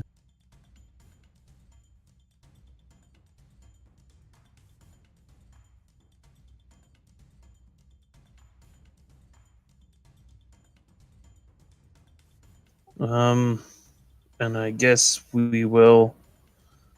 Can't actually get there and with a single stride. Oh wait. That was only 20. Yep, that's right. There we go. Keep forgetting if I had 20 or 25. All right, we are going to do a tumble through to get to the other side. Alright, roll me an acrobatics check.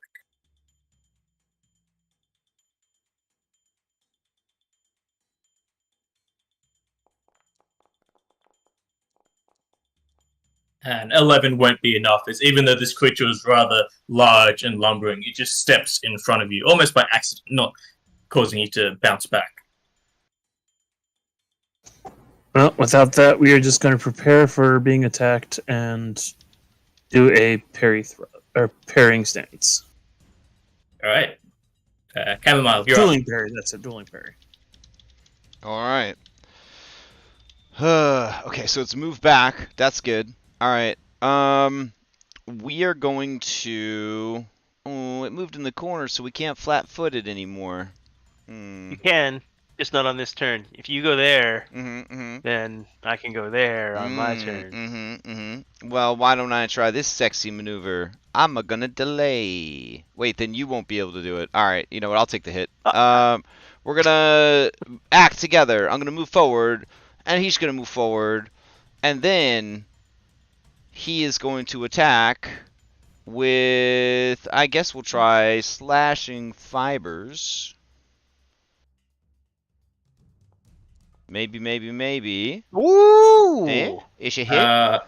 That should be a crit. It's not. No, you're not flat-footed. Never mind. Okay. I thought you were still flanking. You are not. That is just a hit. All right. As Versa's wings will slash into the creature. 11 slashy damage. You see that the strength of the bones is stopping you from fully cutting through, as it does seem to take slightly less damage. Okay.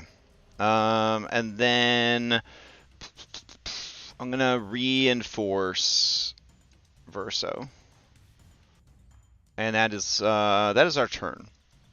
All right, Gregor, now you're up. Okay, I stride here. I strike once. Oh my god, what is with the 2s on this dice? I am stubborn, and I try and strike again rather than raise my shield. I got a little bit of target fixation. There you go. That'll hit. Nice. It's okay. We all know what'll happen next. I'll get critical hit. Aw. Well, you'll either get a critical hit or get critically hit. That's your whole Pathfinder experience. It feels like. Yeah. You installed the only crit mod for Foundry. And that's Gregor's turn. Oh, that's like on All Extra Life when we do the all crits hour during the marathon. Jeez. So it would be the giant's turn once more. This time it's like Halberd or Glaive rather will swing towards Bodine and Verso. Oh, it's got an arc only. A little bit of a So that's a hit on. Yep, a hit on both of you. So both take 11 damage instead of 13 because it's enfeebled. I will do the Redeemer's reaction on Verso this round. Okay. All right, so Verso will take 4 less damage. All right. Are you using the enfeebled one again? Yes, please. Okay. As it slashes through Verso, the pages tear and then quickly like reassemble. But in the doorway, you guys see with this chamomile slam against this wall, in the same direction that the blow would have swept her, and then just a huge gash open up. She starts bleeding. Ooh. Gregor gets like this grim, determined look on his face to put this thing down. You'll then see the creature look towards Gregor and like point its horns towards him and thrust them forward. Oh man! Oh, okay. Oh no! With a +2 still hitting for 13 damage instead of 15. And this is what we call karma. Because had I raised my shield, kids. Oh man. All right, Valen, you're up. Yeah, Valen continues to channel the positive energy that makes her feel nervous and channels it into the creature.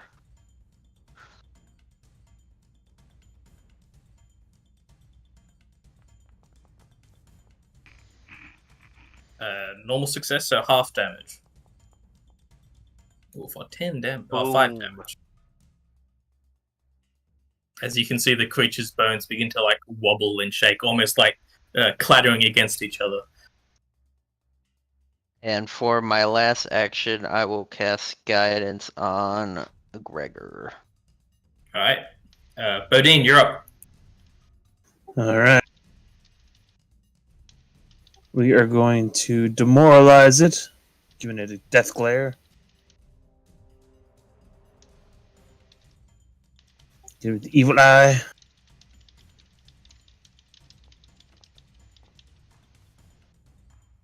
Yeah, it doesn't work. You will see it like glare towards you, slowly raising its glade pointed towards you. With its eviler eye. Yeah. So we'll strike at it. 26 hits. Did you use your guidance yet, Bodine? It only lasts that first round. gone. Yeah, it's one. It only lasts turn, so it's Oh. a use it or lose it. Yeah. You try to like pierce one of these bones, but your rapier just glances off it. Uh-oh. So that did nothing. Awesome. I'm useless here. Aww. We are going to stride away.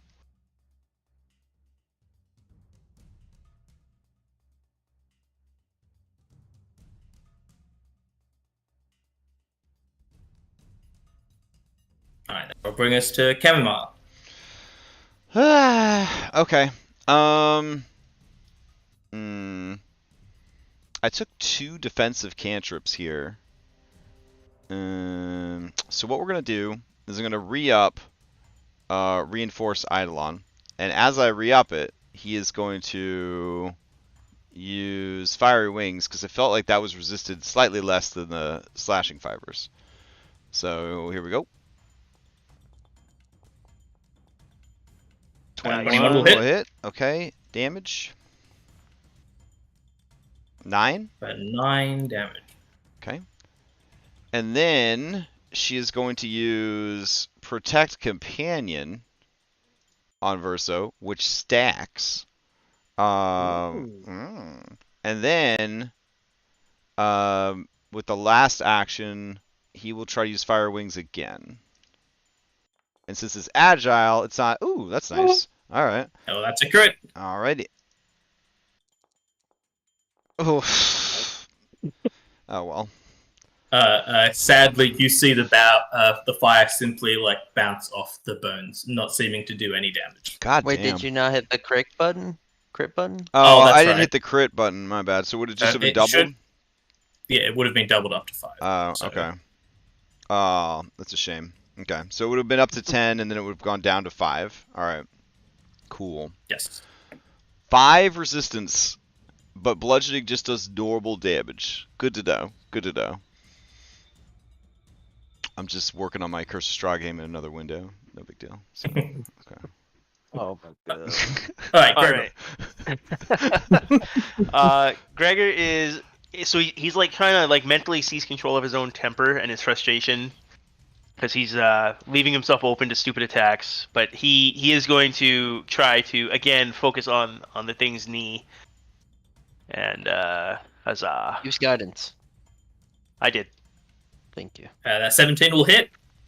I feel like I'm the bard with bardic inspiration. And with that, the knee that you've slowly been slamming into, you finally like see it shatter, and you see the rest of the body just collapse as the bones just slam onto the floor, no longer animated. Whew. Nice. Ha! Oh, wow. Look at that. All right, hold on, guys. You got to appreciate this. I don't know if you've ever had to buy a Roll20 adventure from Wizards of the Coast, but I want to point out right now that in this room, when he first came in, you could see clearly the glaive from that artwork under the table. Yeah.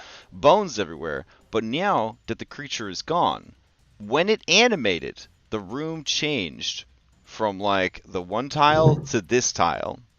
Yeah, the bones are gone and the glaive is gone now. Mm-hmm. Okay, just throwing it out there that this kind of stuff is possible, but not everybody's doing it. Just want to throw it out there. I would say after the creature's destroyed, you would see all the bones like reclatter. Oh wow! into the Now center of the you're room. just showing off. Now you're just showing off. Oh man. Yeah, that sucked. I'm going to rush over to Cam, and I'm going to lay on the hands.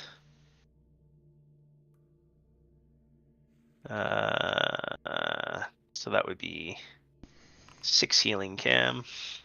Sweet. I will start treating Bodine. Okay, Verso, buddy. We've determined that Velen is only good at treating medium-sized creatures, so just puff yourself up a lot, look as big as possible. Not too big, but definitely come across as being medium when it's your turn to see the doctor. I don't like his needles; they're pointy. Well, they're a lady, but I understand. Oh, my mistake. Yeah. My mistake. No worries, no worries. But yeah, just your hit points are my hit points, so we all got to work together here. No, your hit points are my hit. Sure. Here's Gregor. And Pork's like, well, I'm stuck in a wall, so I don't have. Oh my god, Pork, you're so amazing. Thank you for your Here's- for attempting. I will. Just think about Will's character that got 1 successful heal off of 16 attempts, and that's the bell curve we're grading on. Sorry if you hear this, Will. Oh, God damn. that was Verso. You know But what? I gotta Good say, for- the worst. I like medicine. It's great. I love it. Is it though? But the worst part is like role playing medicine. Like say like yep. Just wait it out. You could maybe just you could just be like, I have a lot to learn. There's nothing wrong with that. Oh, of course. This is just simply showing why I am- it's so important to take that. What is that feat that like just you auto roll a 10 or So whatever? I took Assurance. damage have from assur- that, I have right? assurance. No, From- that was a crit success. No, the one that for me was just a failure, right? It wasn't a crit failure. Okay. Yeah, it wasn't okay. a crit failure. Yeah. All right. Now I have assurance medicine, but I think right now it only makes it a 12. It's 10 plus my proficiency, so it wouldn't pass. Mm, It would be 14 currently because the proficiency Yeah. bonus includes your level. Yeah. Okay. So next level, I can Mm. just start assurance medicining everyone. that's when it gets real good. It's fine. It shows that we're like low level and we're still figuring shit out. I'm okay with it. Yeah. Yeah. Yeah. Well, I mean, think it's the the dice 17 thing that's causing kill my you lag, by the before? way. it's the what thing? I think it's the dice mod because it's honestly it's when the dice start rolling that the lag starts kicking in and everything slows down. And right now it just froze rolling the last. You should be able to turn it off for yourself if you go to. I think if you go to if you go to settings, then type in dice so nice, you should be able to turn it off. Yeah. Yeah, but could you imagine playing without dice so nice? Whew. I mean, I'd I can't. prefer not to, but at the same time, if Prefer it's to play. It makes sense. It Yeah. adds up. Did that 17? You not could put all the way up? you could also go to performance under Dice So Nice and just try to take image quality and shadows, turn those to none. You know, you could try to turn all your settings like way down. We got to get potato or not in here. Like that would probably help a lot too. We should add that to the mod list. Oh, apparently, I don't know if this is because I changed the settings on the mod, but it's completely refreshing my Foundry. Mm-hmm. I think it does Okay. do that for Yeah. changes to settings. That 17 okay. was for you, Kim. Oh. Okay. 17 what hit points? Yeah, I Wow. succeeded. Nice. I explode from too much hit points.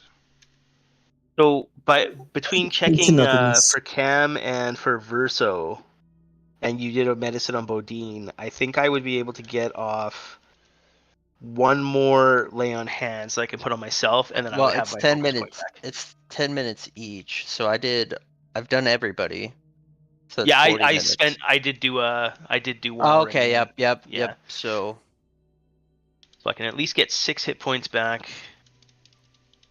Puts me there. And then I have a focus point, but if I spend that focus point, I can get to 33 out of 34. Okay, so I don't have a focus point right now, but I am healed enough that we can keep on pushing forward here. I will say as well, after conquering this Minotaur and also destroying the Shadow, everyone gained a hero point.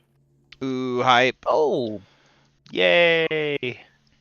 I gotta start making attack rolls. I got 3 hero points right now. I can't Just remember give if you them can give to the. Yeah, I us. can't remember. I think you might be able to give them to other people. Can you, Ash? Not by default. Aw. And I generally don't as well. So while we were waiting here, did our magic detector detect anything on that glaive? It appears to just be a mundane glaive, But Dang. as well as a mundane half plate as well, Oh. which okay. I'll chuck in the plate. Yeah. All right. To the left? I think so. Oh. Gregor's gonna kind of like, sorry, Cam, Maybe. but I'm yeah. giving you meat shield. Yeah, sure. After watching what happened to Boudin, I don't want to ever go first again. Do we hear what we hear? I think we do hear what we hear. I believe so. What are we That's- hearing? I just let me hear a piano. No. There's more. There's like spectral disembodied voices going on. Yeah. And there's water. I see water. I think we might be where. Oh, Yeah, we're back around where we might were be before. where the river drake is. Go forward. Oh, the skeletal hissing. I see. I'm gonna crank that shit all. Oh, there we go. The second that door opened, like my skin crawled up. Like, Hold on, before you guys go any further, Bodine, you actually catch a block of stone slightly out of place here, which you believe is another hidden door. Ooh. Ooh, I'm gonna press a button. I like this soundtrack. It's my rap artist name. Occasional Drip. Nice. Alright.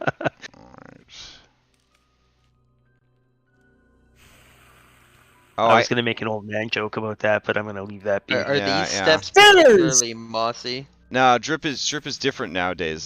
It's different. Yeah, so the stairs here appear to go down towards another floor. Oh. Ooh. Okay. We should maybe See, close These that door. stairs And... are a bit mossy. So we found the the way down to level 3. Okay. Valen, you do notice that there's a lot of moss in this area, but you do seem to see what appears to be like some brown mold on the wall here. Ooh. Oh, no! Okay, hold up. Slow down. As you walk in that square... Can I do a nature check as I see the brown mold? You can as this is happening, but awesome. Sadly, Gregor will take 4 cold damage. Cold? Yeah, brown mold. Brown mold devours warmth. It's actually used as a refrigeration system by some cultures who cultivate it specifically. I'm gonna reroll that using a hero point. Go for it. These should be hidden, but my bad. It's fine. I should also tell you, even if you're doing a hidden roll and like I tell you don't know anything, you can still roll a hero point to like try to roll. Cool. But we will keep that. You do recognize this as brown mold. You know it emanates this like area of extreme coldness that will damage anyone near it. You also know if there's a fire within 5 feet of it, it will the cold area will like explode outwards, doing even more damage. But that does temporarily disable the mold. With a survival check, someone can attempt to like scrape it off the wall to cause it to become less harmful. Do I feel like I could throw like a produce flame at it from like a distance to like disable it? You could, yeah, but you do know that the explosion of cold damage would be larger if that happened. But it would disable it for some time. Wait. It would be the explosion of cold damage would be larger than the max range produced flame. No, you would be able to be out of its range. But if anyone was in within 15 feet of the mold, they would get damaged by it.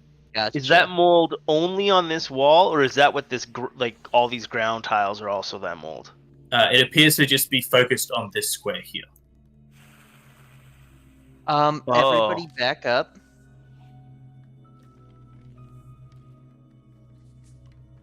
Or it's gonna get bad. Oh my god, that soundtrack is creepy as hell. Alright, so I'm 25 feet away. Boudin, can you get somewhere safe? Boudin I enters will level go 3. ahead and cast a produce flame and throw it at that square. And with that, you can kind of see the flame almost get like extinguished, but you see this like wave of frost get shot out from the mold. But it appears to be, you can see it it's still like on the wall and the floors, and you can still tell it's alive. But you can tell that like cold energy emanating from it is no longer active. Hey, you should be good, Gregor. With your knowledge check, anyone can attempt a survival check to permanently and safely remove the mold. Ooh, I definitely do that. I want to keep it. I can sell it to somebody. Do it.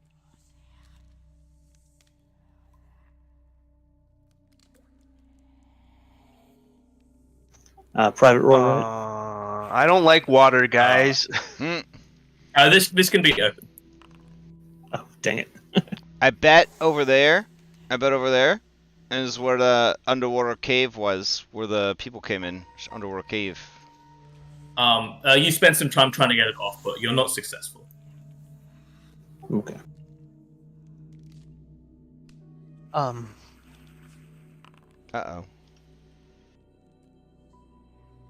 Valen, you can see out of the corner of your eyes, kind of peeking out from the water. They appear to be closed, but you can see 2 eyes here. There's something in the water. You can kind of see the faint ripple of the water, almost like something is sleeping, primarily covered by the water. It's asleep in the water over there. Do you see the bubbles? Mm-hmm. Where's Cam? Are we gonna do this, or do you want to? Hey guys, we were in the room with the skeleton bones. Hey, what's going on? Did you take care of the mold problem?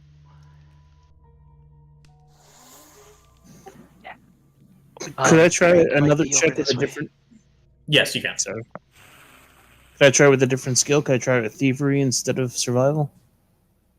It's not necessarily about being dexterous and like removing it. It's more about like knowing what parts to remove and like how to do it. So it would still be survival, but you can try again with survival. This And with that, you're able to remove the brand mold. I'll put it in one of my empty bags.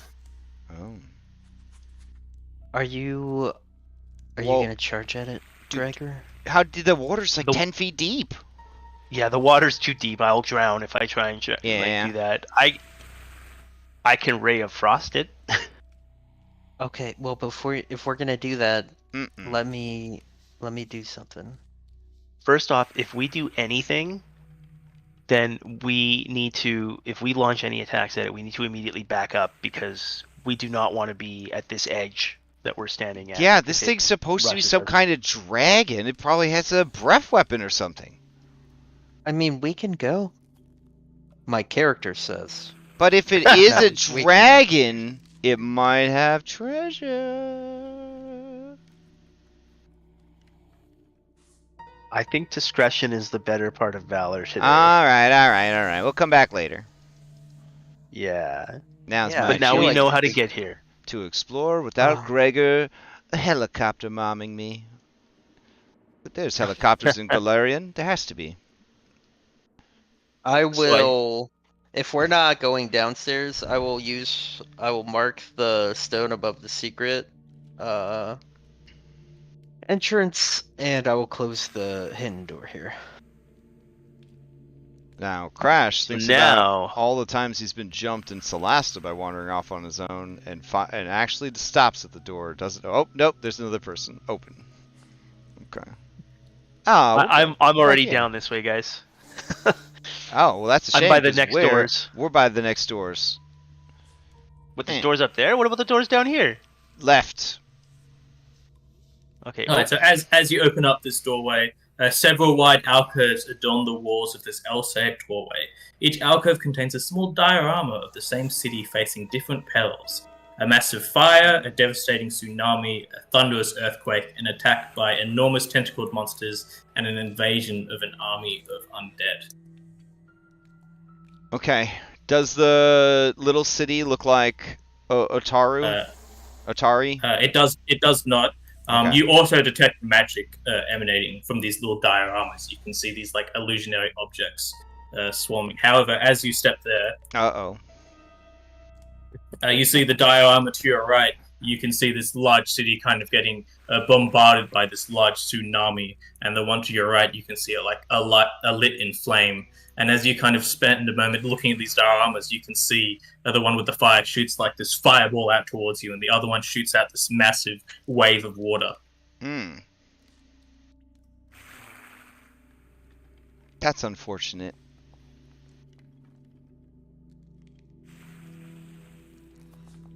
Oh my god. Hit with a 3. Okay.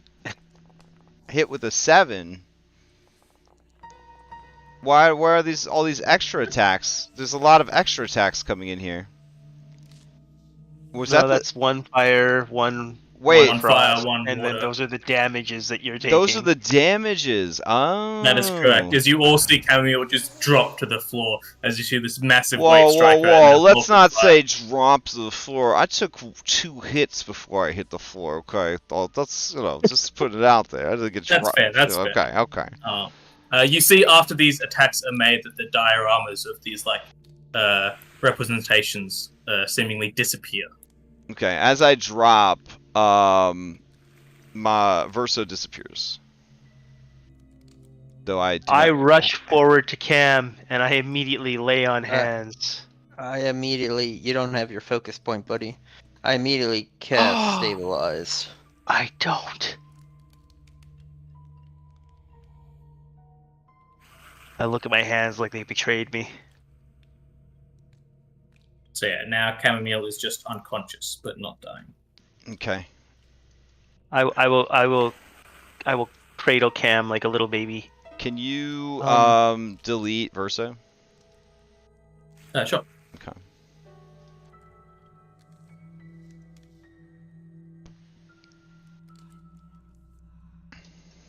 How tall is Cam?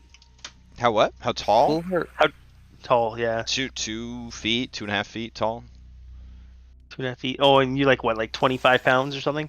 I mean, 40 pounds, but 40 pounds? yeah. That's like what, two bulk? I put Cam in my backpack. Damn.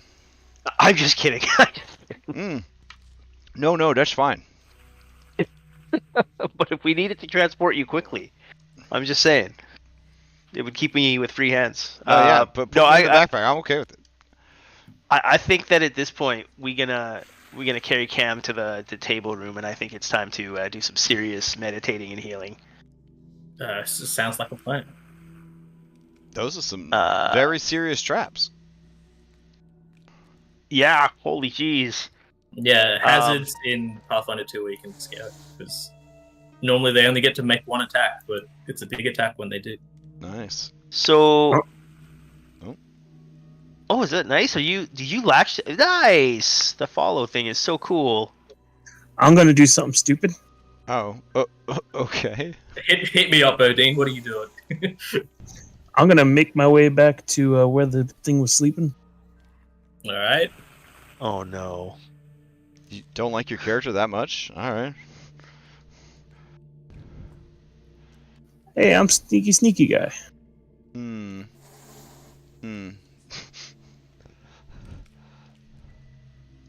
much HP do you need, Cam? What's your max? God, I have a max HP of 34. Okay, I'm a D10 class actually. Really? I'm gonna try to. Yeah. Yeah, I presume you change your exploration activity to avoid notice. Yeah, I'm doing stealth. Yeah, sorry. Yeah. And I'm just going to use a water affinity to kind of slip into the water. Yep, sure. So I do a hidden roll for you. Where's your stuff? I think as good friends of Stone, we should just let this happen. You know? Alright.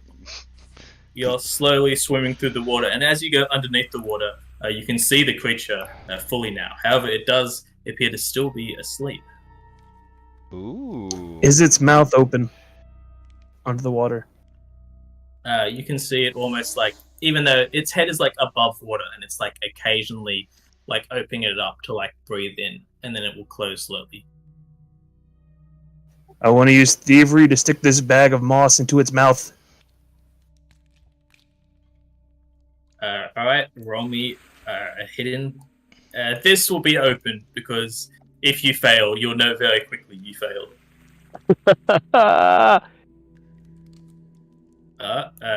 With a 23, you see it begin to stir, and it starts to slowly wake up, but you feel like you were successful.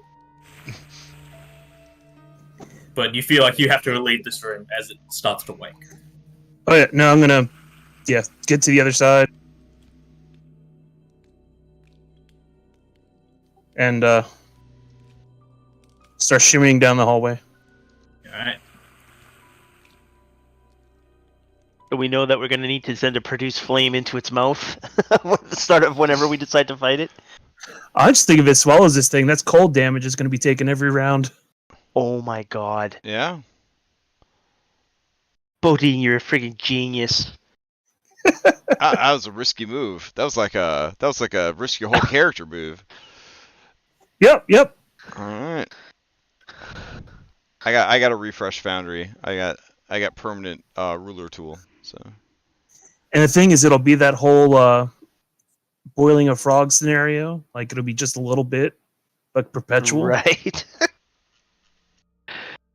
I threw it in the chat there, Ashton. So it would take me 72 minutes to fully heal Cam, heal myself, and regain my focus point. Yep, sure.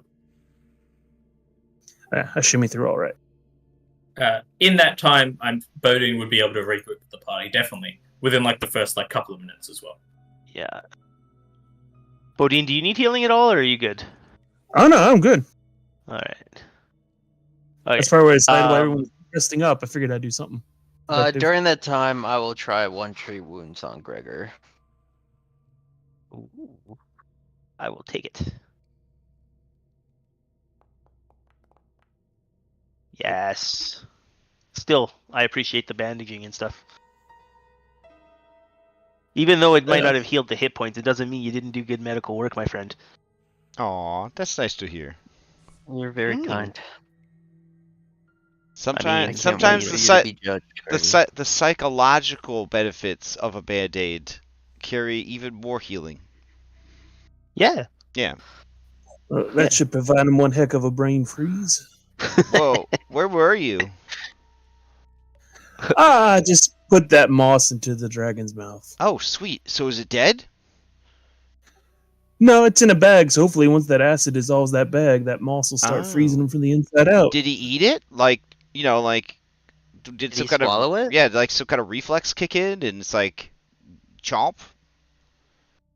Well, it wasn't a big bag, and I just put it in his mouth. Best I could do. If it works, it does. If it doesn't, then no loss. Wow. Wait, so are we going to check in on that, or are we going to go back to the room that... Okay, if we go back, we should approach it in 2 teams. One from the north and one from the south. Now, if you look here at this part of Verso, and she snaps her fingers and Verso reappears, you will see that... Yeah, you will see that there is a passage from a Morlock boss's room.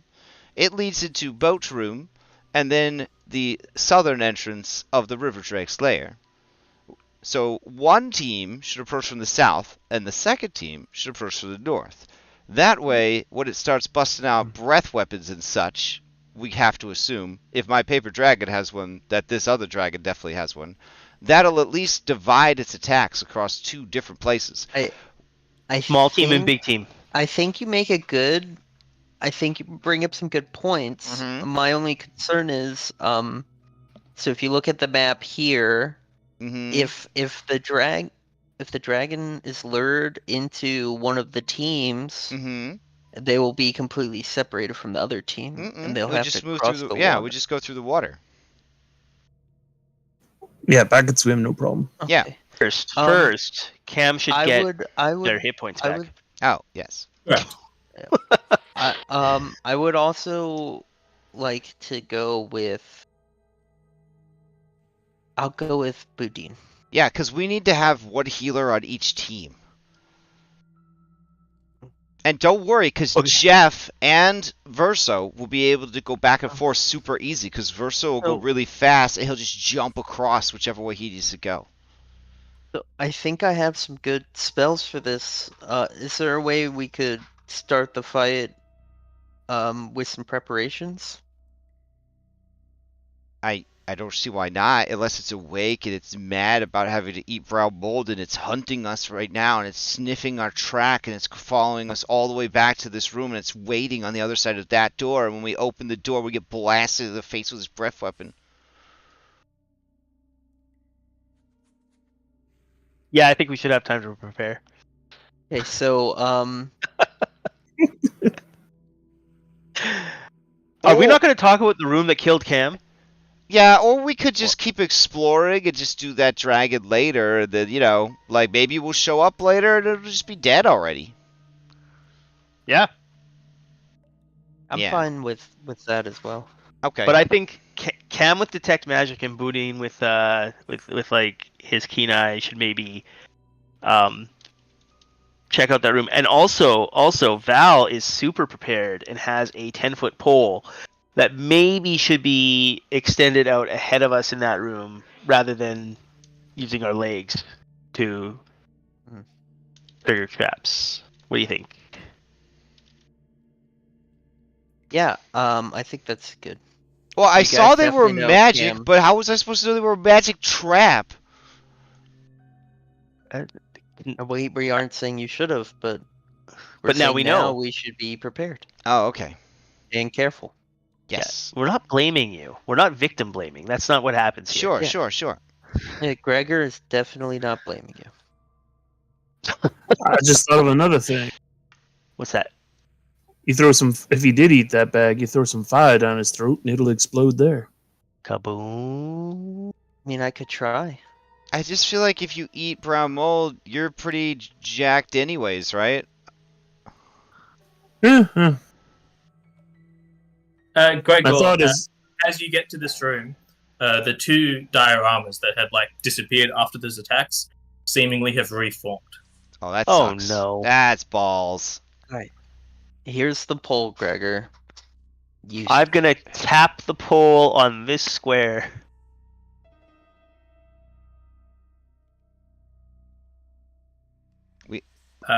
It doesn't seem to do anything.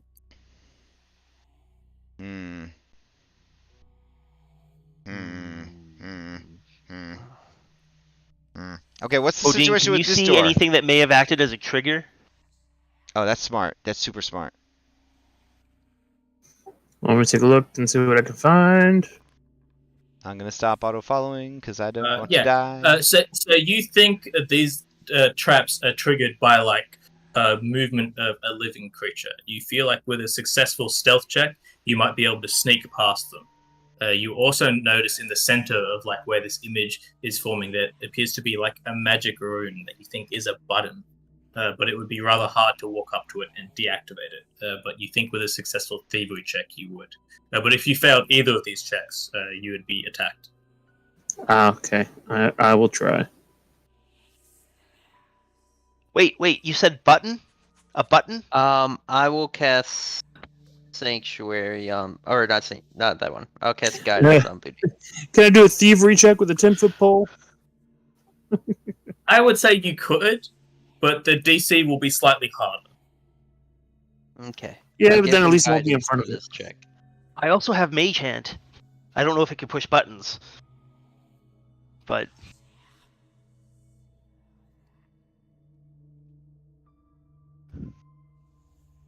Right, Wait, so wait. 6 seconds, go. Hold on, wait. Look. Something has to be. It's just they're alive. So what do you think if it was like?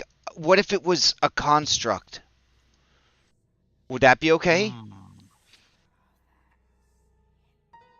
Can I do some kind of check to identify the metaphysics behind a construct and the usage of a soul? You mean Verso? Is there some No. I could summon Orlando.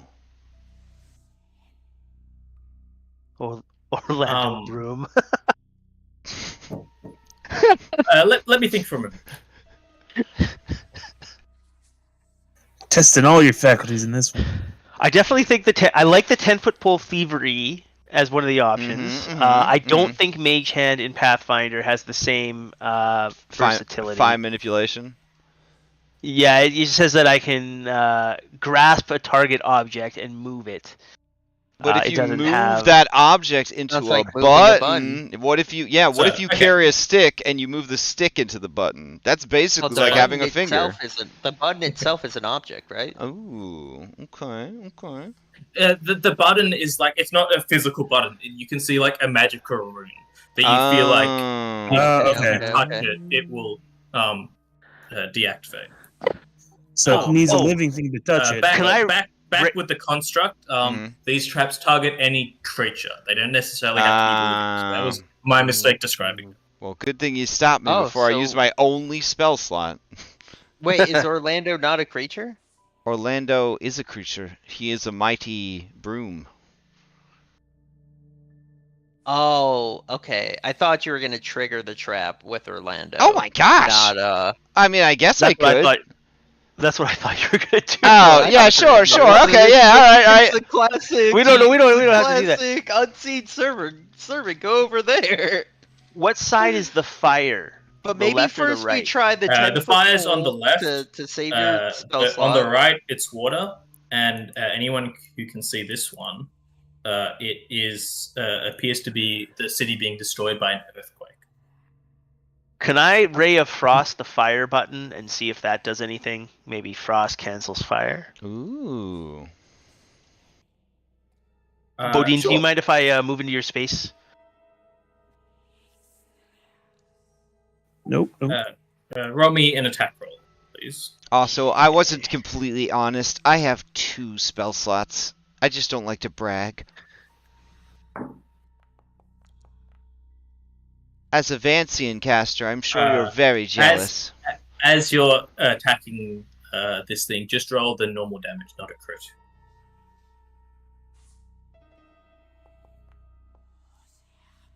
With 5 cold damage, it seemingly doesn't seem to affect the trap. Oh, okay, guys, that didn't work. But I want you to know let's that the 2 times I've cast this spell, I've crit with it. Let's try true. the 10-foot pole. Okay. Boudin, I believe you are going to be the most skilled at manipulating this. Yeah, definitely. My mage hand can thump it, but it can't really do anything So else. I will give Boudin the 10-foot pole and cast guidance on him. You're on a 6-second clock. Okay. I want to OOC real quick. If this was 5e, we would have just forced poor Pork to die over and over and over again. But because I don't have a fucking week to wait around for a new Pork to show up, we can't do that, and we're forced to hold onto your hats. Actually play the fucking game. Okay, sorry. All right, let's keep going. All right, Bodine, roll me your P. Ooh. With an 18, that's not enough. You're very close to getting it, but not quite. Damn. But you haven't triggered any defense reroll. in doing so. Ooh, hero point reroll. Oh my. Oof. Boo. Okay. You feel like if you had done slightly worse, you would have triggered something. Okay. All right. Guys, Maybe it's Orlando time. All right. So Chamomile does a very complicated summoning sequence that you would see. Wait. Oh, okay. She stops. Right, you have something else? Doesn't have to be living, it just has to be a creature, and there are a bunch of Morlock bodies that we have the ability to use. I don't want to get pandemic on you, but when a creature is dead, it is now an object, sir. Pedantic, yes. Yes. That is a rules things, but yeah. So when I say creature, No, it's totally legit. When I say not living, I mean stuff like undead and contracts and stuff, rather than just a dead creature. So Gregor is going to, because he doesn't know better, so he is going to at least try to go back to our table room, grab one of the Morlock bodies that we dragged in there. Oh my god. And he's going to fling it in there just thinking that maybe that'll trigger them and, they'll just blast the corpse and stuff. And I'm guessing that he just throws the corpse in and it just goes flat on the ground in between them and nothing happens. There's just a large thump here. So you served in the Doomed War or whatever, the fight against the demons or whatever, right? Like something like that. Yeah, the Crusades in the World Ruined. Okay, yeah. So as you leave, Chamomile just says, Doomers, am I right? Jeez. Okay, well, let's let him do his thing, so he feels like he's helping. Then it's Orlando time. Yeah. So you know what would be best? So I get there, I do that, and then it turns out you had Orlando summoned while I was gone. Oh no, it's around the corner. No, because magic is so terribly nerfed in Pathfinder 2. Orlando would only live for 1 minute anyways. So yeah. This is honestly what he was made to do. Okay. All right. I'm gonna start it again. I'm gonna go through my summoning katas. All right. Ready? Set. Okay, I'm doing it. All right. So she Go! performs a summoning sequence that would be worthy of a PlayStation 1 Final Fantasy game.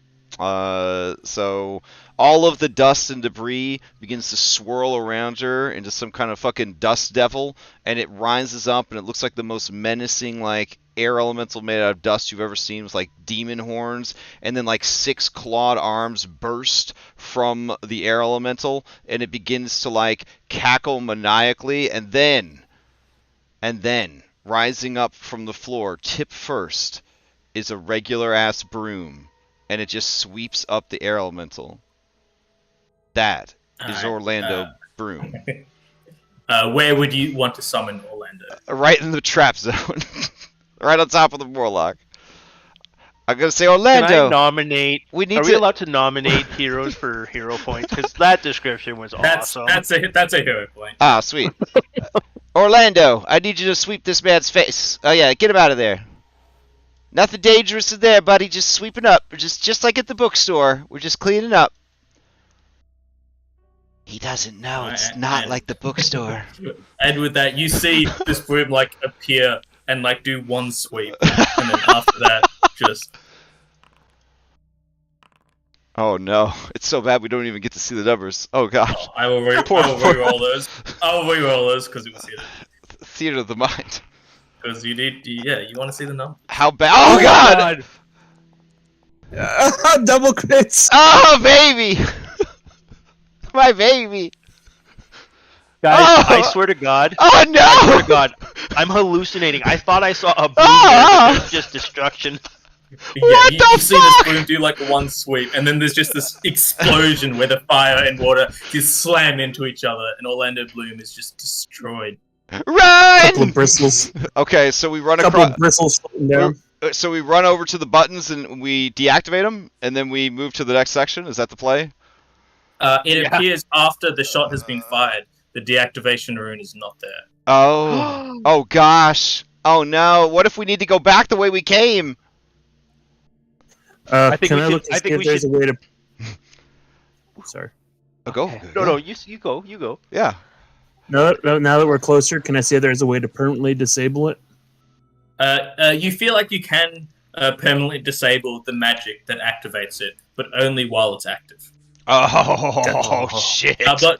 But inspecting it with Now your I know. detect magic, Camille, with your detect magic, you can see them slowly reforming, and you think it takes about an hour for them to reform. Okay, we got 57 minutes, guys. 57 minutes on the clock. We don't even know how many more of these there are. Okay, looks like there's 2. All right, let me do this one. Wait, is this a combo move, or is it going to be one at a time, you think? One at a time. One at a time. What's happening I here? Is this mean- the tentacles? Because I do not volunteer. That's earthquake. This one is the earthquake. I'll do it. The one above is The tentacles. correct. Okay. I still think it's maybe thievery, Orlando not- Bloom should show up here. Yeah, what if I summon Orlando Broom one more time? Wait, what if there's another twofer on the other side? Well, I Yeah. mean, Well, then we'll we'll know. find something else to do, but we don't know that. Okay. I mean, we could try the poll first. All right, Boudin, give it a shot. Give it a shot. I'm gonna say, Ash, between the initial attempts, the bickering, the doomer going all the way back in his slow ass plate armor with rickety joints. It hasn't been an hour Has yet. it been an hour? I don't believe so. I believe it would have Okay, been I was- at most like 20 minutes. Okay. Oh, okay. You know what you could have done with that 20 minutes? You could have got your focus point back. I have my focus point. Oh, okay, great. We're gonna need it. All right, you can do it, buddy. I believe in you. So are you using the 5-foot pole, or are you just trying to sneak past them? Because you rolled a stealth, It's not a a... Ted. Whoa, Nice, keep 10-foot pass. bowl. Read the Tinder profile closer. It's a 10-foot bowl. Alright. As Okay. my mistake. As you try to sneak past it, you see these this massive stone get flung towards you. Oh, wait. You didn't even get close enough to the button?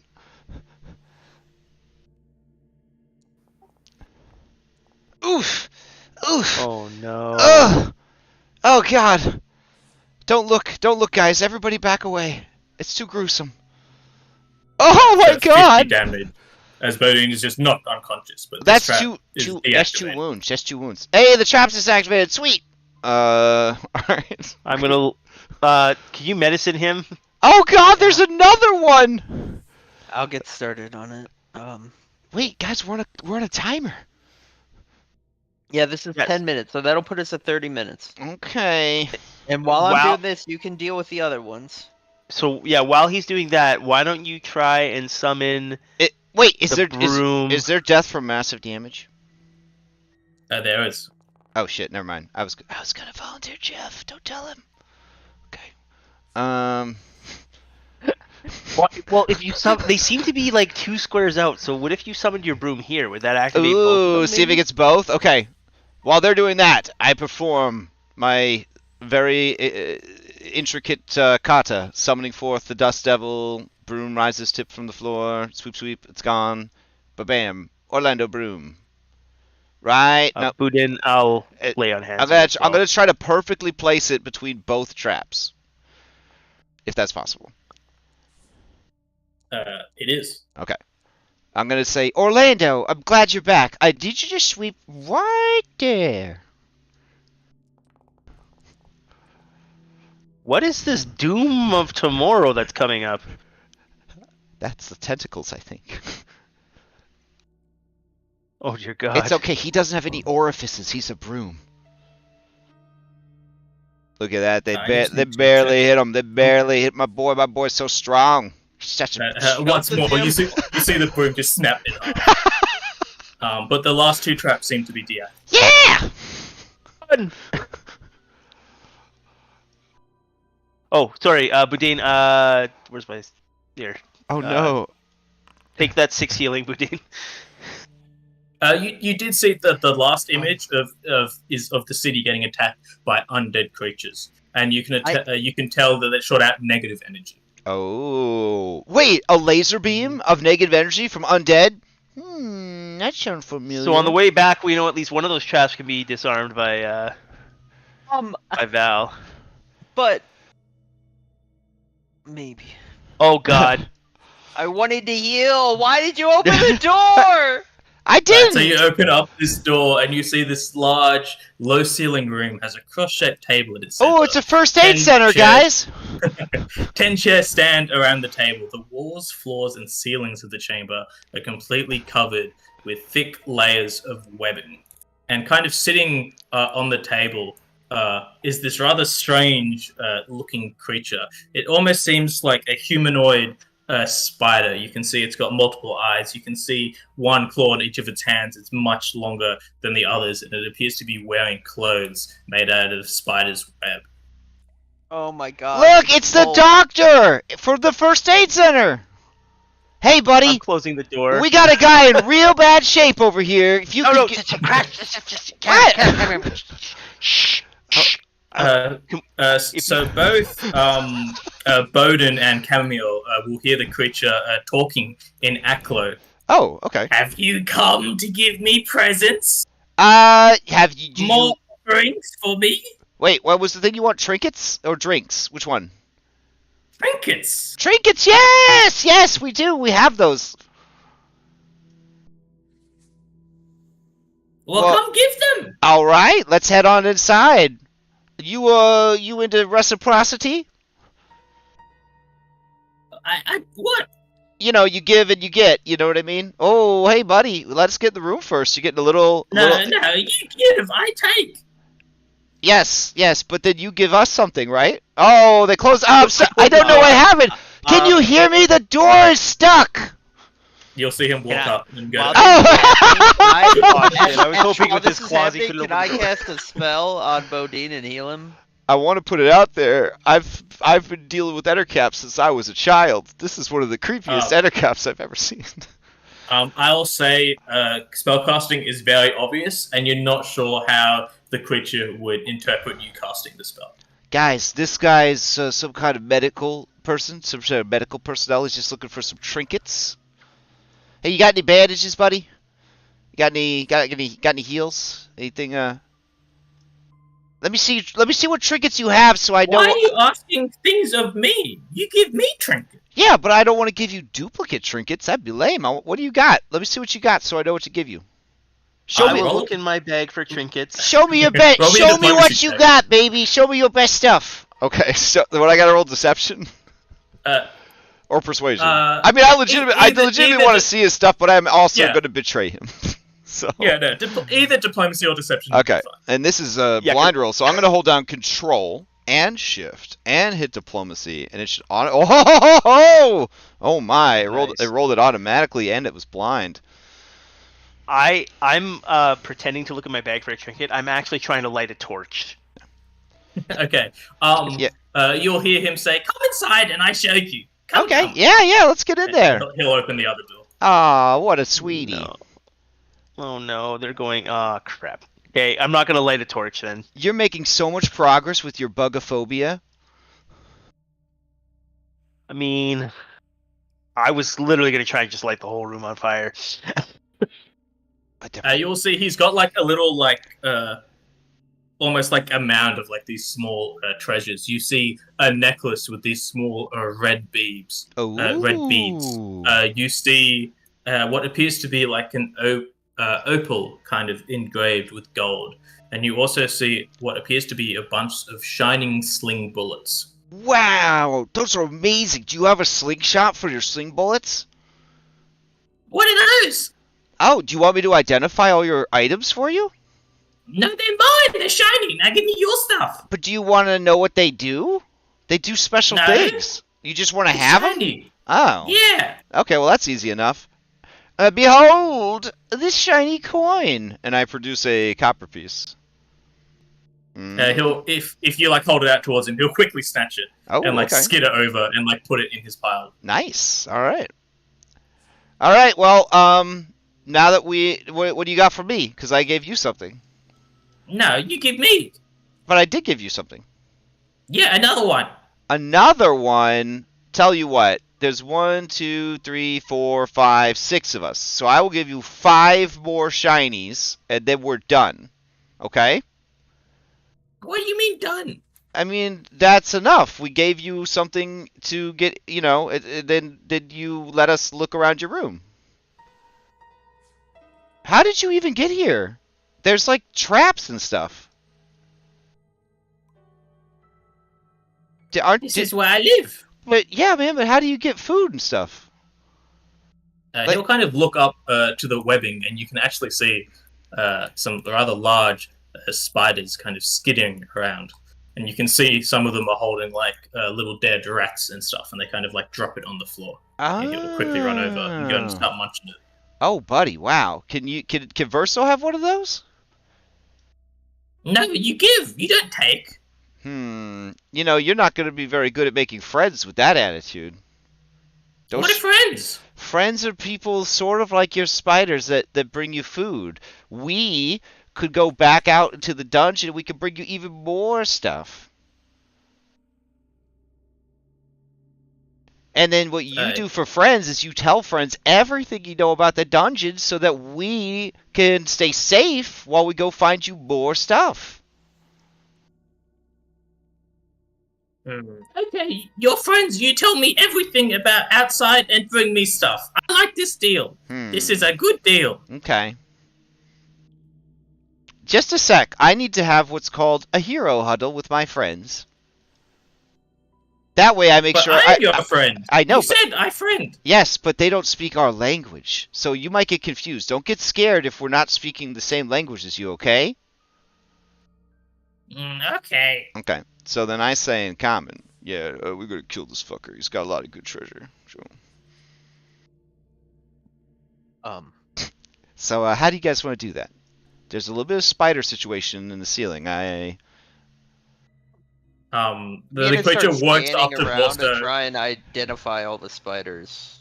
Okay. Sure. As this is happening, you see the creature walk up to Verso and start like poking them with like its massive claw, trying to figure out what it is. Hey, you gonna give him a rat or what? What is this thing? Can I roll to see if I know anything about what this thing is? The creature? Yeah, sure. So it would be do a hidden occultism, please. Occultism. I feel like Verso would be a bit nervous to be flanked. So if possible, Verso will politely kind of move away from the spiders. Yeah, sure. Okay. Verso's still getting poked, and you can tell Verso's getting pretty annoyed about the situation. But he's holding it in because you're at a somewhat dangerous area. You're not sure what kind of creature this is. Oh, guys. Not a demon, though, right? I have a good plan. Not a demon. I have a good plan. Okay, so all right. Mm-hmm. I'm gonna drop a whole bunch of coins, and I'm gonna make a big deal about it, and he's gonna run over, try to pick up the coins, and then we're just gonna jump him. That's the plan. Okay. Were I able to recognize, see if there are any more spiders besides these two right here? You can see those two and then. Or I have it up my propose. We light a torch, throw it in, shut the door. But the magic, what about the items might get damaged? You don't want to damage the loot. If they're valuable items, they won't be damaged by fire. My brother in Christ, this is not 5th edition D&D. Shit breaks in this game. Oh, okay. Yeah. Just quickly, did Bodine get healed by lay on hands or medicine? Both. Both. Okay, and Bodine would not be wounded.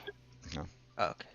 All right, ready? Operation wait, coin drop. I would like I would like to. Okay, as she drops the coins and she's gonna drop them, I'm guessing over there. I'm gonna cast a spell. Oh, I was planning to drop them right here. Wait. Oh, yeah, I get better because you don't want to be in combat. I got it. Okay. Gregor, can you come with me? I say in Aklo, and then in common. I need some help carrying all these shinies for my new friend. Of course. Oh, here we go. I'm bringing them over because I want to give him all these shinies that you guys gave me to share. No, hold up. Gregor, can you move back? So, Camille, you walked into this square, and you run into. This whole room is like covered in like webbing. Oh yeah. But you run into this square, and you can feel like a snag around your neck as you're grabbed by this web by the neck. Oh, okay. That's not good. Could I like try and pull Cam free? You could attempt to aid on Camille's next escape check as Camille is grappled. Can Verso attack the webbing itself? They could, yes. Okay. Are we in initiative yet or no? I would say with your previous diplomacy check, he's just waiting for you to give him items. But he's obviously not caring that you're getting hurt by the webbing. He really doesn't care. Alright, so Verso will try and cut me free.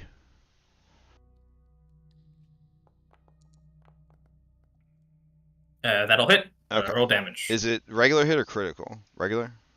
Regular. Alright, it is the gentlest 5 slashing damage.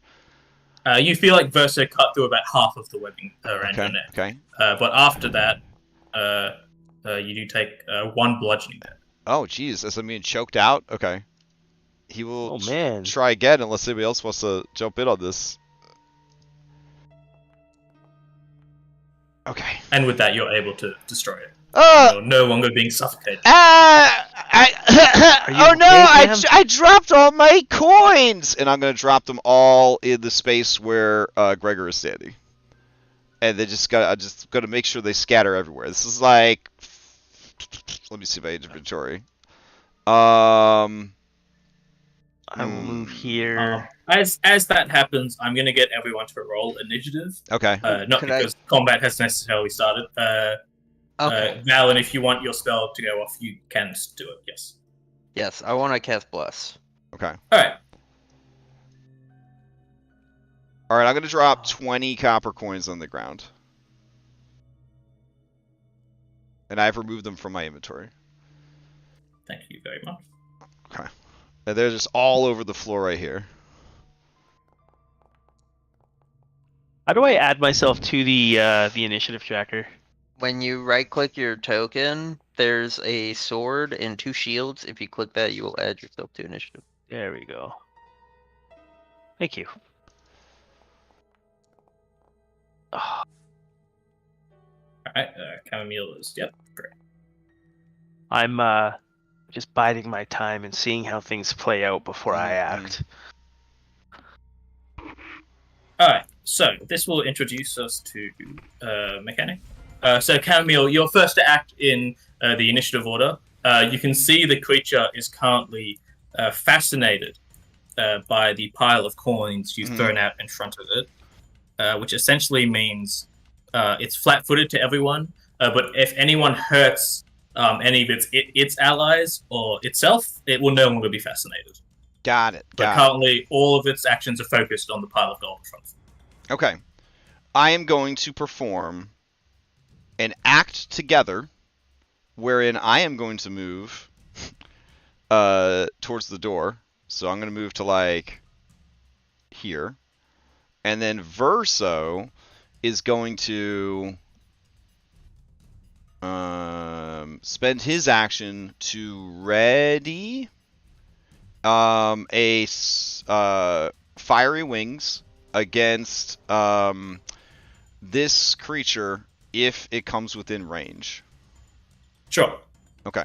And would that be my full action economy? I can't remember. I've never done a readied action. It's you spend the one. readied actions would take 2 actions. Okay. So yeah. You could have. You still got 1 action left. Okay. Then I would have boosted him then before I did that. Okay. All right. All right. That's what I got. one of these spiders will just spend its turn kind of skittering back and forward along the wall, as it's not aware that there's any danger. It's just wandering about. I will say that they are 10 feet up, like the wall. Ooh, okay. Same with this one.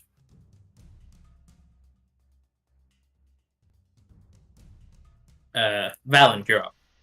Okay, so did I get the bless off, or should I cast it now? Like, is this the turn I would cast it? I would say you got it off first, because there was enough of distraction. Amazing. So Amazing. So what is it? What do we? Right, how does that work? I'm gonna put the bless out. And then I have my full action economy. Yeah. Oh, this is the one that you sustain it and it gets bigger and bigger and bigger, right? Yep. Okay. Yep. And I am going to cast a 2-action heal on Boudin.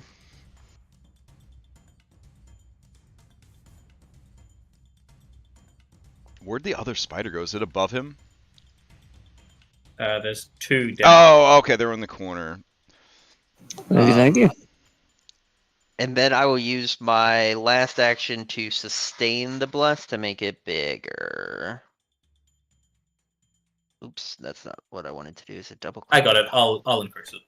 Oh, I'm doing it right now. It's fine. Oh, you got it? Okay. Yep. Oops. Awesome, and that's my turn. Okay. So Alright, if you're in the blue, you have a +1 to your attacks. So you will see the creature walk into this square. Okay. And is he still fascinated or no? You can see him spending actions to start to pick up the coins, but your trigger was when he moved in, so you would have to use it now if you wanted to. Okay, yeah, I'm saying, would he have still been fascinated when the trigger went off? He's currently fascinated, yes. Okay, great. So he would be flat-footed to versus attack. All right, here we go. Fiery wings. That'll hit. All right, here's some damage. 7 fire damage. You see the creature howl out in pain. You're not friends! God, I feel a little guilty Get him! that I taught him about friendship and then immediately killed him. But, you know. That's how it is sometimes. Like your optimism. The creature would have one more action, so it will swing out towards Versa Okay. with its massive claw. Ooh, that'll miss. Missing. All right. That brings us to the second dream spider, as this one will skitter along the wall to here, and then spend an action like skittering down, so it's on level with you. Uh-oh. Then it will go to try to bite out towards you. I knew I should have gone in the hallway. It just felt a little too... Oh, fuck! All right. For 10 piercing damage. All right. But I will need you to roll a fortitude save, please. Okay. Try to post in the chat. There we go. All right. Here we go. I would like to reroll with a hero point. Go for it. Fucking A. Alright. You can feel your mind become muddled as you're stupefied. Okay. But that will bring us to Bodine. Alright, we'll take care of this spider here first off. We'll try to use our tumble through. Yep, roll me that acrobatics check.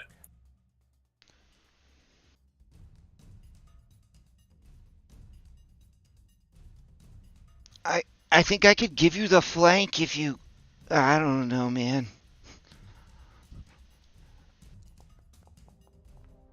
Oof. Sadly, a 10 will not be enough. Alright, well, we'll make a strike at it.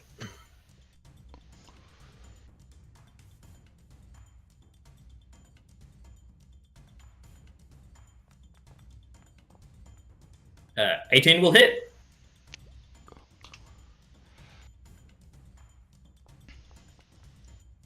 as you slam Max your damage! rapier into this spider, like pinning one of its legs to the wall. Ooh, they do not have a lot of hit points. I like seeing that. You still have one action left, Benny. And we're going to dueling parry. All right, Gregor, you're up. All right. The creature's no longer fascinated. But you got a flank from Velen. Correct. I'm going to draw this warhammer with one action. Then I'm going to try to target him first, and then I will strike him with the warhammer. Ooh. Damn. For some reason, it wasn't targeting him. But that will be a crit because it's flat-footed. Nice. Oh yeah! Every +1 matters. I learned that lesson so fast. Alright, for 16 damage, as you just bludgeon this creature's chest, and you can see it spit out this, like, almost purpley blood from its mouth. Yeah! Yeah! I will raise my shield, as I anticipate that it will attempt to come at me. But what of your third action, Gregor? He spent an action I pulling had out to his draw weapon. my... Oh, you had to draw it. Okay. Oh, I always forget. Okay. Well, yeah, Chamomile, you're up. Okay.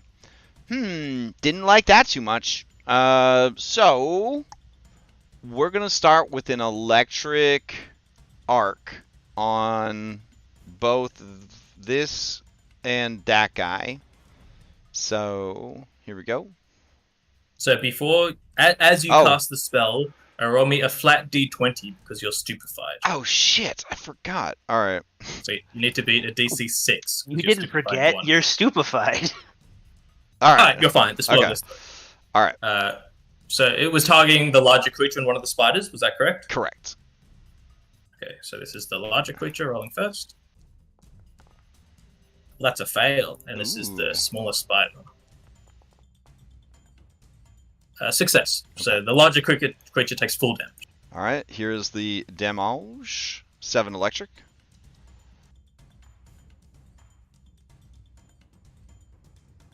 And then I'm going to, with my third action, we're going to act together. I'm going to move here and hope to God that this fight doesn't take so long that the traps re-trigger.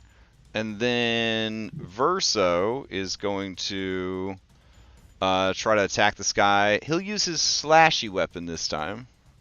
Remember, Verso is in the bless, so he gets a +1. Oh, nice. All right, so I will apply that +1. Here we go. And that'll hit. 23 will hit. All right, here's some damage. 8 points of 8 slashing. slashing damage.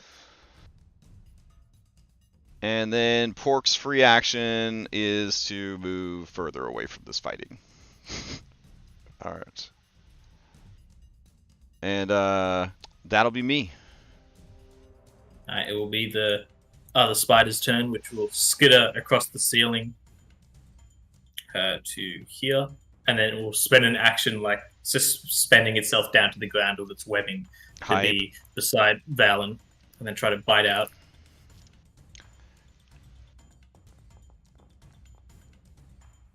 Just hitting. Yep. As a fellow bathrobe wearer, I feel that. For 1 damage, but I'll need you to roll that fortitude save. Oh, speaking of which, sorry, Chamomile. At the end of your turn, can you roll that same fortitude save? Oh, sure. Where do the saving throws live? Oh, here they are. Okay. So, Valen, you're feeling fine. Do I have a +1 because I'm in the bless or no? No, it's just attack rolls. Just attack rolls. Okay. I wish it was saving throws. Would be so cool. A 19? And with a 19, you're also fine, as you feel Okay. the venom clouding your mind seemingly dissipate, as Cool. you're no longer stupefied. That will bring us to Valen. All you right. get bitten by the I spider. know this is a target-rich environment, but this guy's kind of low. He doesn't look too well. I got a flank. I'm going to attack. I benefit from my own bless, right? Correct. You can choose to Okay. be in the emanation. I think produce flame is an attack roll. Yep. So I'm going to take a puff, channel some fire into my hands, and push it into this guy that is facing off against Gregor.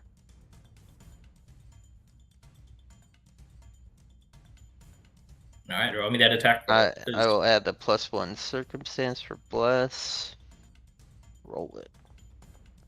Nice, nice. That'll hit. Roll damage. For 6 fire damage. You can see him begin to howl out in pain, and you can see him like trying to get the fire off his like webbing clothes, but you can see he's still standing. He's Just so barely. close. Yeah. And then I guess I will shoot him with my crossbow. Just in the chest. Yeah. All right. Now, I know a ranged weapon provokes opportunity if they have such a thing, but there's no other penalty unless it's stated in the weapon's description, right? Like, I guess the longbow doesn't like to fire at things that are close up and stuff like that. Yeah, okay. Longbow has the volley trait, I believe. Gotcha. It's within 30 feet. Can you flat-foot somebody with... I will re-roll that with a hero point. If you're making a ranged attack while flanking, you don't get the flanking bonus. However, it doesn't matter, because that's a crit. Oh, hell yeah. So yeah, you see this creature after getting burned by this fire will turn towards you and go to like try to bite your neck, but you raise your crossbow, like place it in its mouth and just shoot, and you just see the bolt go through its head, making it collapse to the ground. Ooh. That's my turn. Beautiful. Right, after seeing that, this spider will take a step forward and try to bite you as well.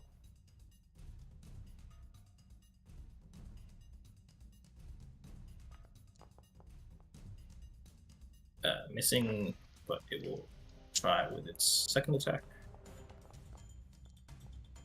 Hitting for another 1 damage, but I need you to roll that fortitude save, please. That's in the chat. That's a success, so you're fine. Bodine, you're up. All right.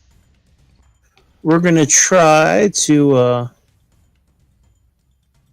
do another tumble through. Get to the other side. Roll me that acrobatics.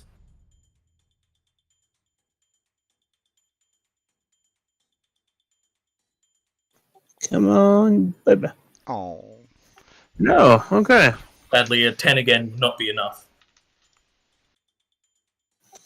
Alright, so we're just going to attack.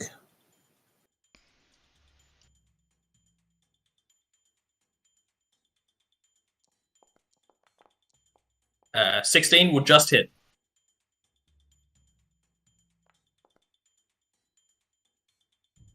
For 5 damage. As you just slam your rapier into the creature, like pinning it to the floor. Oh, very nice.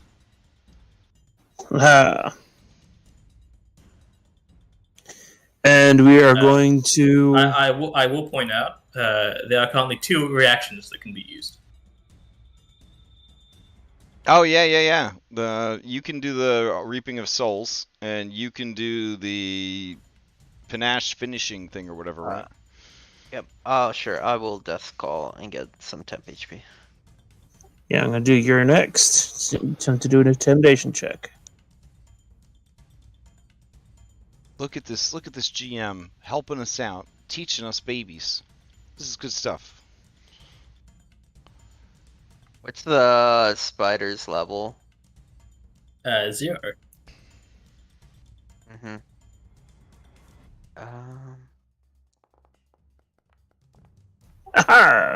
Oh, nice. You see this spider, like you see all its legs begin to like wobble, almost like it's not able to keep its weight, as it's frightened too. Oh, dang. Panache. Oh, I didn't mean to disrupt undead. I don't know why I clicked that. I believe that was... No, you still have 1 action left, Betty. Okay, so we are going to use our quick draw Oh, because if you move here, you and use throw a that quick dart. draw. Oh, okay. That works. Oh, Critically! nice. That's a nat 20. Roll that dart damage. Oh, so it'd be times 2. So it should be 4 damage, yes. Sorry. Just like that, 4 damage. Alright, Gregor, you're up. All right. I'm assuming this is regular table height. Yes. Oh, nice. If I was moving to like get onto the table, would that be like an actual climb thing, or because it's like not that super high, would it just be like double move? Yeah, I would say for the first square, it would be double move. Okay. So like 10 feet, and Yep. then the attempted token collides with the wall? Yeah, the table's set up as a wall. Yeah, so Yeah, I that's can- why I it's can- blocking the oh. bless aura. Yeah. Like, could I go to think it here? would still- Yeah, I would don't say the think- bless would go through the table. That would make sense. All right. So yeah, Gregor's gonna like leap up on the wall right over. So that's a stride action, and then he is going to try to squish the spider.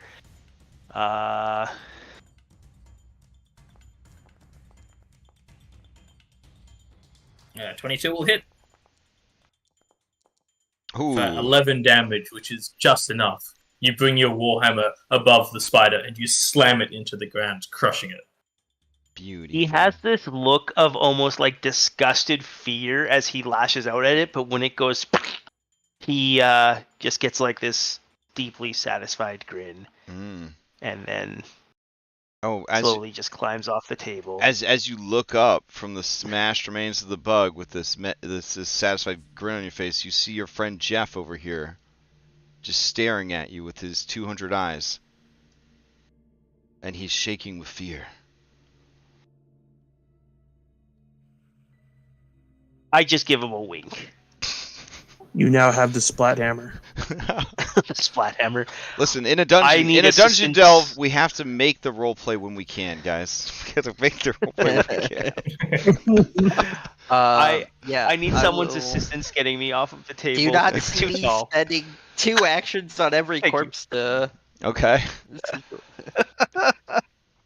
All right. I will. So we should not tarry too long. And there doesn't seem to be any way out of this room. And I'm gonna do a Oh. quick look for secret doors. yeah, we maybe Yeah, got Bodine should help you. 25 minutes tops. We maybe got 25 minutes tops. Yep. Cam, grab the loot. Don't try and identify anything. Just grab it, pack it Grabbing away. Camille, combat is over, but as you walk here, your neck is caught in another noose. Ah! Oh Okay. gosh, I'll take my longsword out and I'll try and Yeah. like. Due to the fact that there's no more combatants in here, it's relatively simple. Okay. But I'll So I take won't I'll worry take about it. I'll take a point of choking damage. I understand. We'll do like the old school used to do with the piano wires and the jeeps. We're just gonna take the rapier and hold it out in front of us to catch any lines. Oh, jeez. Okay. Yeah. All right, everybody, we gotta loot and scoot. We gotta search real quick. We gotta get out of here. Orlando Broom's off the clock until tomorrow. Right. wait, as you guys look at this small pile of items, I will put them in the player loot. Yeah. Do we find any secret doors or anything? Or we You don't rush you now? don't find anything secret apart from those items. But you know what you do find? You find level 3. Oh hell wow. yeah! Awesome. Let's go to our table room. We found level 3 over here, bro. This is this little staircase. No. We found a better level 3. Oh, nice. All right. I would really like to identify those items before the session ends. You let's don't rush need back. to identify them. They're just in the. You can look at them in the. Oh, really? You know what they are. Oh, Damn. Like our passive was good Table. enough? Hell yeah. So a lot of items. It's just presumed that you kind of know. It's mostly uncommon items that you do actually have to identify, or if something's kind of not well known. A lot of items you can fireballs. I can't believe it. Mm-hmm. I mean, I knew it as soon as he described it, but yeah, I'm excited. Yeah. That's why I was like, well, he has to die. I was thinking the same thing. I just, Val wouldn't be the one to say that. But I was like, yeah, I need that necklace. I want it. But yeah, as the group goes back into their safe room, the table room, as they call it, after clearing out what appears to be most of this floor, that's where we'll end the session. Oh, hell yeah. Look at that. 5-star solutions. Well, okay, 4-star solutions. The 5th star is a fucking dragon. So maybe we'll come back after level 3. Or the first thing we do with our own level 3. About? Yeah. First thing we can do with our own level 3. What are you talking about? The dragon's already dead. I killed it. Okay. I mean, I'm holding out hope. I am holding out hope that I'm at least maybe that's why we dinged. I'm at least hoping for some kind of status effect. I'm at least praying for that, but we'll see. Yeah. All right. Level up time. Oh my god. Crash, read the shining sling bullets. Let's see. We needed these in Celeste. Let me see. It'll be in consumables in the player loot. Oh, player loot. Got it. Consumable. Shining sling bullets. This level 1 item. Is each bullet 3 gold, or is a stack of bullets 3 gold? Each bullet is 3 gold. Oh my goodness. A piece of shining ammunition gives off a faint glow. When shot, this ammunition sheds bright light in a 20-foot radius and dim light to the next 20 feet for 10 minutes. If it hits a target, it sticks, causing the target to shed light in the same radius. Dope. A creature can remove the ammunition with an interact action, but the ammunition itself continues to glow for the rest of the duration or until destroyed. Oh man. Is a sling a normal, like a simple weapon? Yeah. Oh. Yeah, I think so. I mean, I could use a sling. Or you could use a sling.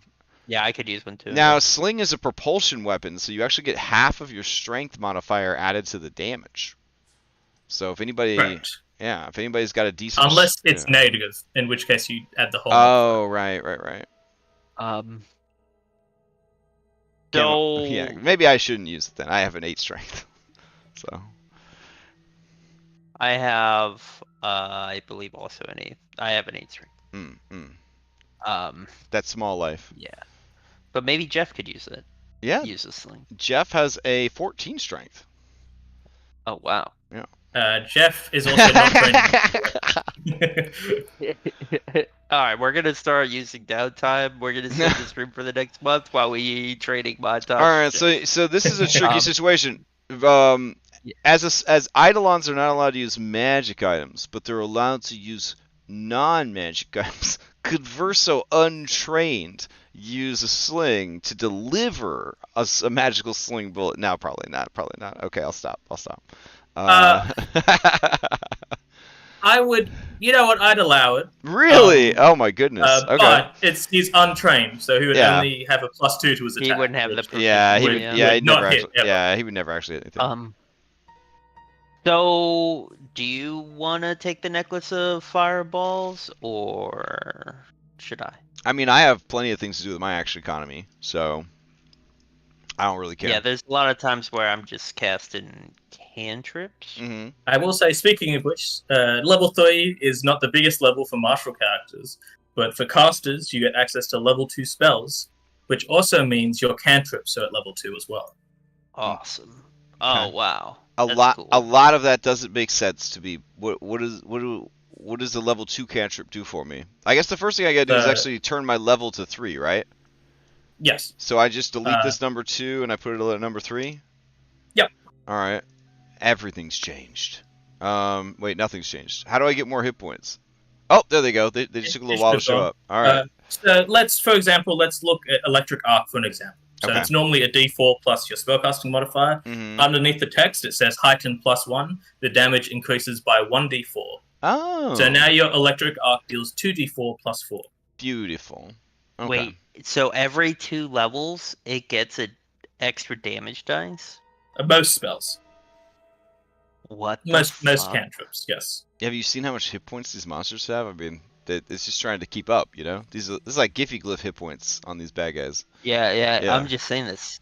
No, it's nice. That Real nice. That feels great. Yeah, Instead but- of, in 5 levels. But non-casters, their actual weapon damage dice increases, just like they were using cantrips. Like their weapon, well, not at the same rate, but they do get more and more weapon dice. And then instead of getting plus to damage enchantments, they just get more damage dice. So like higher level, like melee attacker, basically they're just dropping fireball punches like that one, Wow. like the summer wind, They're just dropping fireball punches, just one after the other. Yeah, it's crazy. Hey guys, I think I look at level 3. I can get quick squeeze. Oh. Squeeze 5 feet per round. Hey, in this dungeon, I wouldn't. I don't know. I wouldn't. No, look at that's actually awesome. I'm like, yeah. that's actually really good. So what? Oh, do we're we getting a get at general third? feat. I guess I gotta bring. So up... Yeah, you now get- assurance medicine will always do 15, right? Correct. So you get a general feat, and I believe everyone also gets a skill increase, which you can now bump something up to expert. So if you have no idea what to do with your general feat, you can just increase your base speed by 5. Yep. Just keep It's that. awesome. Just keep that in mind, y'all. You can, Yeah. I move 20 feet in plate. I'm definitely keeping that in mind. yeah. So one thing with general feats is you can take a skill feat as well instead of your general feat. Mm-hmm. Oh. Which one I would recommend if anyone bumps up their medicine to expert would be continual recovery. I get, because I'm a melee class, I actually gets a stylish skill feat and a general feat at 3rd. Oh, I think that's a swashbuckler thing. I think that's a martial. Yeah. Oh, it's swashbuckler. Okay. Yeah, I think But, it depends on your subclass. So for you, you Ooh. can take, I believe you can take any intimidation feats or acrobatics feats. I think is how that works. I think I'm. That's how I got my. I think I'm taking toughness as my, because Verso's hit points are my hit points and vice versa. So toughness, you can you can withstand more punishment than most before succumbing. Increase your maximum hit points by your level, which doesn't seem like much, but it adds up. The DC of recovery checks is equal to 9 plus dying condition value. Yes, by default it's 10 plus Yeah. your dying value. So 5% increase to recovering. I don't know. I mean, seems pretty good, but So I get either I apparently get a divine ally, which is either a blade, a shield, or my steed. I don't know if I don't feel like this adventure is a mounted combat adventure. I am I starting. will say Yeah, make it very difficult to navigate. yeah. Do the divine allies boost as you level? Well, You can take feats depending on your divine ally, which do certain things. Because the shield one, I feel like is kind of in line with how I've been playing Gregor, but I raise my shield a lot, but I don't tend to use the reaction to protect myself as I usually use it to assist my allies. Yeah. Okay, And so so- what was the feat you recommended? Continue recovery. But you do have to be expert in medicine to take. so you know how gnomes Only 10 minutes instead of 1. you know how gnomes Yeah, are. so the way that works, it reduces the cooldown from 1 hour to 10 minutes, but that cooldown includes the time it took you to heal. So you essentially don't have a cooldown on medicine. Mm.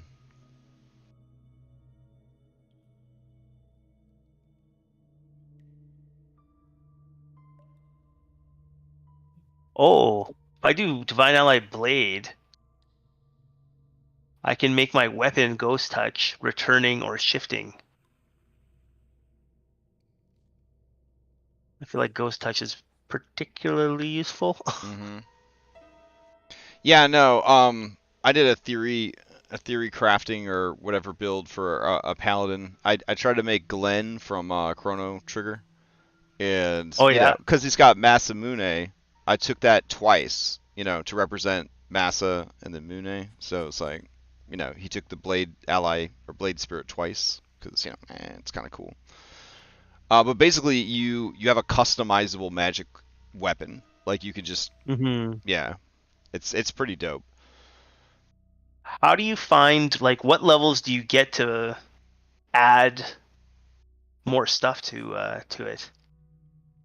Like, is it just rolled into your class feats as you level, or? I believe it's. I'll double check.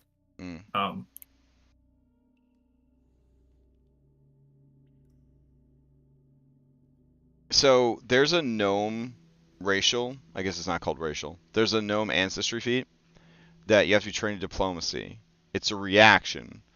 If you're attacked by a creature that you haven't acted hostile towards yet, you can use this reaction before the creature rolls its attack. You cringe or use puppy dog eyes that you've been practicing to elicit an empathetic response from the attacker. You attempt a diplomacy check against their will DC. On a critical success, they pull its attacks, wasting its action, and it can't use hostile actions against you until the beginning of its next turn.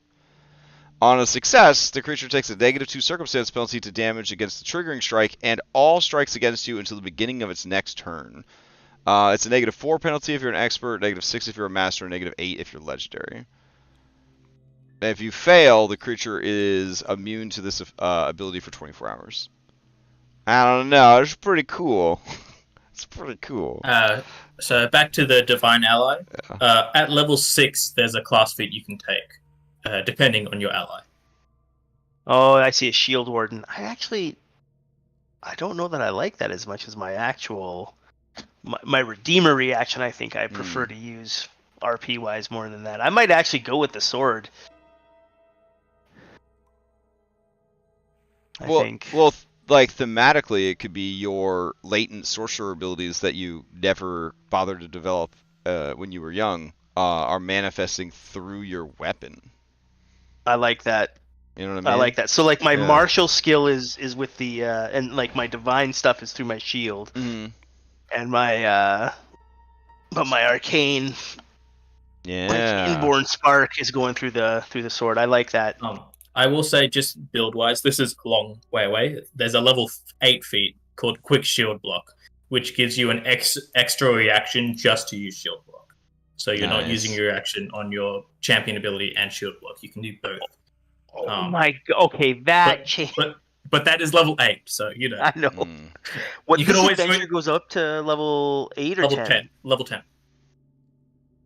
I have to ask: do we play at level 10, or is it like you play at level 10? You finish the game and ding to 11. Oh, okay. Okay, because like being able to get an extra reaction specifically for shield block, that is awesome. Although I do have a question. I'm assuming magical shields end up having a better hardness and break, whatever it is. They're like their HP, I guess. Yes. Oh, yeah, because I was like, if you know, it's like great to have that reaction at your disposal more often, but like not if like after 2 hits you're like, hey, this shield's done, grab another one. But oh man. Oh, that's tough now. I might not have this decision made before the end of today. I might need time. All right. I have a question. So the DC 15, like for medicine, does that go up with level? Does that ever get harder? So if you're expert, you can increase the DC, and it also increases the healing you do. So you can make it a DC 20 at expert, and then it heals 2d8 plus 10. And then that scaling kind of keeps going. Like if you get master, you can increase the DC and it heals a little bit more. And then same with legendary.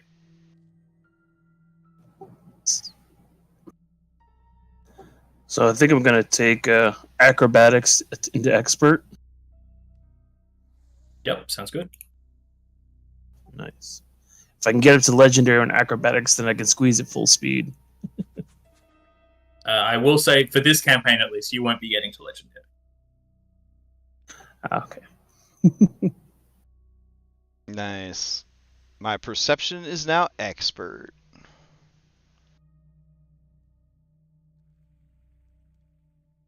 Oh wait, you got expert perception just for hitting level 3? Mm-hmm. Me and Verso got it. Because we're looking out for each other. And I have unlimited signature spells. What does that mean? All of my spells are signature spells. That means that if I know a spell, I can heighten it freely by casting it using a higher level slot up to the maximum level. Basically, I'm a 5th edition D&D spellcaster now. You can similarly cast any of its lower level versions without learning them separately. Nice. Oh, that quick shield block, that's not related to the shield ally. That's just a thing I can do. Correct, yes. Oh, I thought that was like locked into the spirit ally thing. Sorry, I was just saying if you were worried about not There's just a thing you can do. There's just a thing you can get. Yeah. Okay. Oh, that's awesome. Yeah, okay, I'm definitely gonna take Blade then, I think. I like that flavor of like my inborn sorcery archetype sort of manifesting through the. Although it's funny because it is a divine ally that's like flavored as the divine part. But... I'm happy to flavor it as your sorcerer of powers kind of taking over. I will say like an ancestral spirit. Oh yeah, what was your Imperial bloodline? Okay, yeah, that makes perfect sense. Then yeah, I like that. So like it's like an ancestral spirit's like helping me to. Cool. So, how many spells do we get when we level up?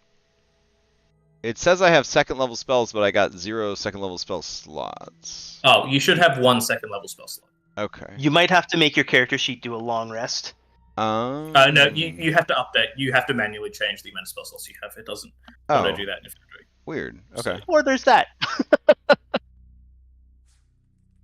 Okay, so I've got my divine ally. I still need to pick a feat and my skill increase. Huh.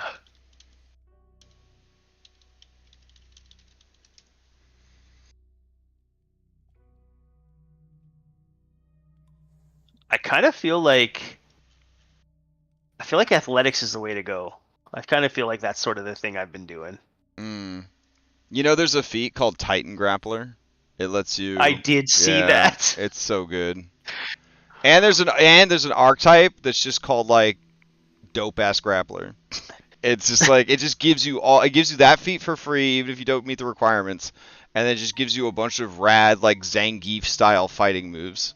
Yeah, the wrestler archetype. Yeah, it's very fun. There's an actual like suplex. Like you just could suplex stuff. It's fantastic. The reason Titan Wrestler is kind of appealing to is because the amount of times that I have been using my shield to bash and leaving a free hand open means that I like a bunch of these maneuvers I actually am kind of primed to do. But yeah, I haven't done maneuvers enough, I think, to really. If we had more marshals up front or something, would it be more beneficial? Generally, a lot of the grapples, like the athletic stuff, is good if you've got ranged people. Because if you've got 2 melee people, you guys can flank pretty easily. But it's hard to give your casters the flat-footed condition. But then if you're grappling something, it makes ranged attacks easier to hit them. I guess I've been naturally deferring to fists. So, like, a prone opponent isn't harder for a ranged person to hit? No, they're flat-footed. So they're easier to hit. However, if they're prone, they can take cover as an action, which makes it very harder for ranged things to hit. But by default, they're easier to hit. Oh, you can take Ancestral Paragon and get another Ancestry feat? That's kind of cool, but I don't think that's necessary.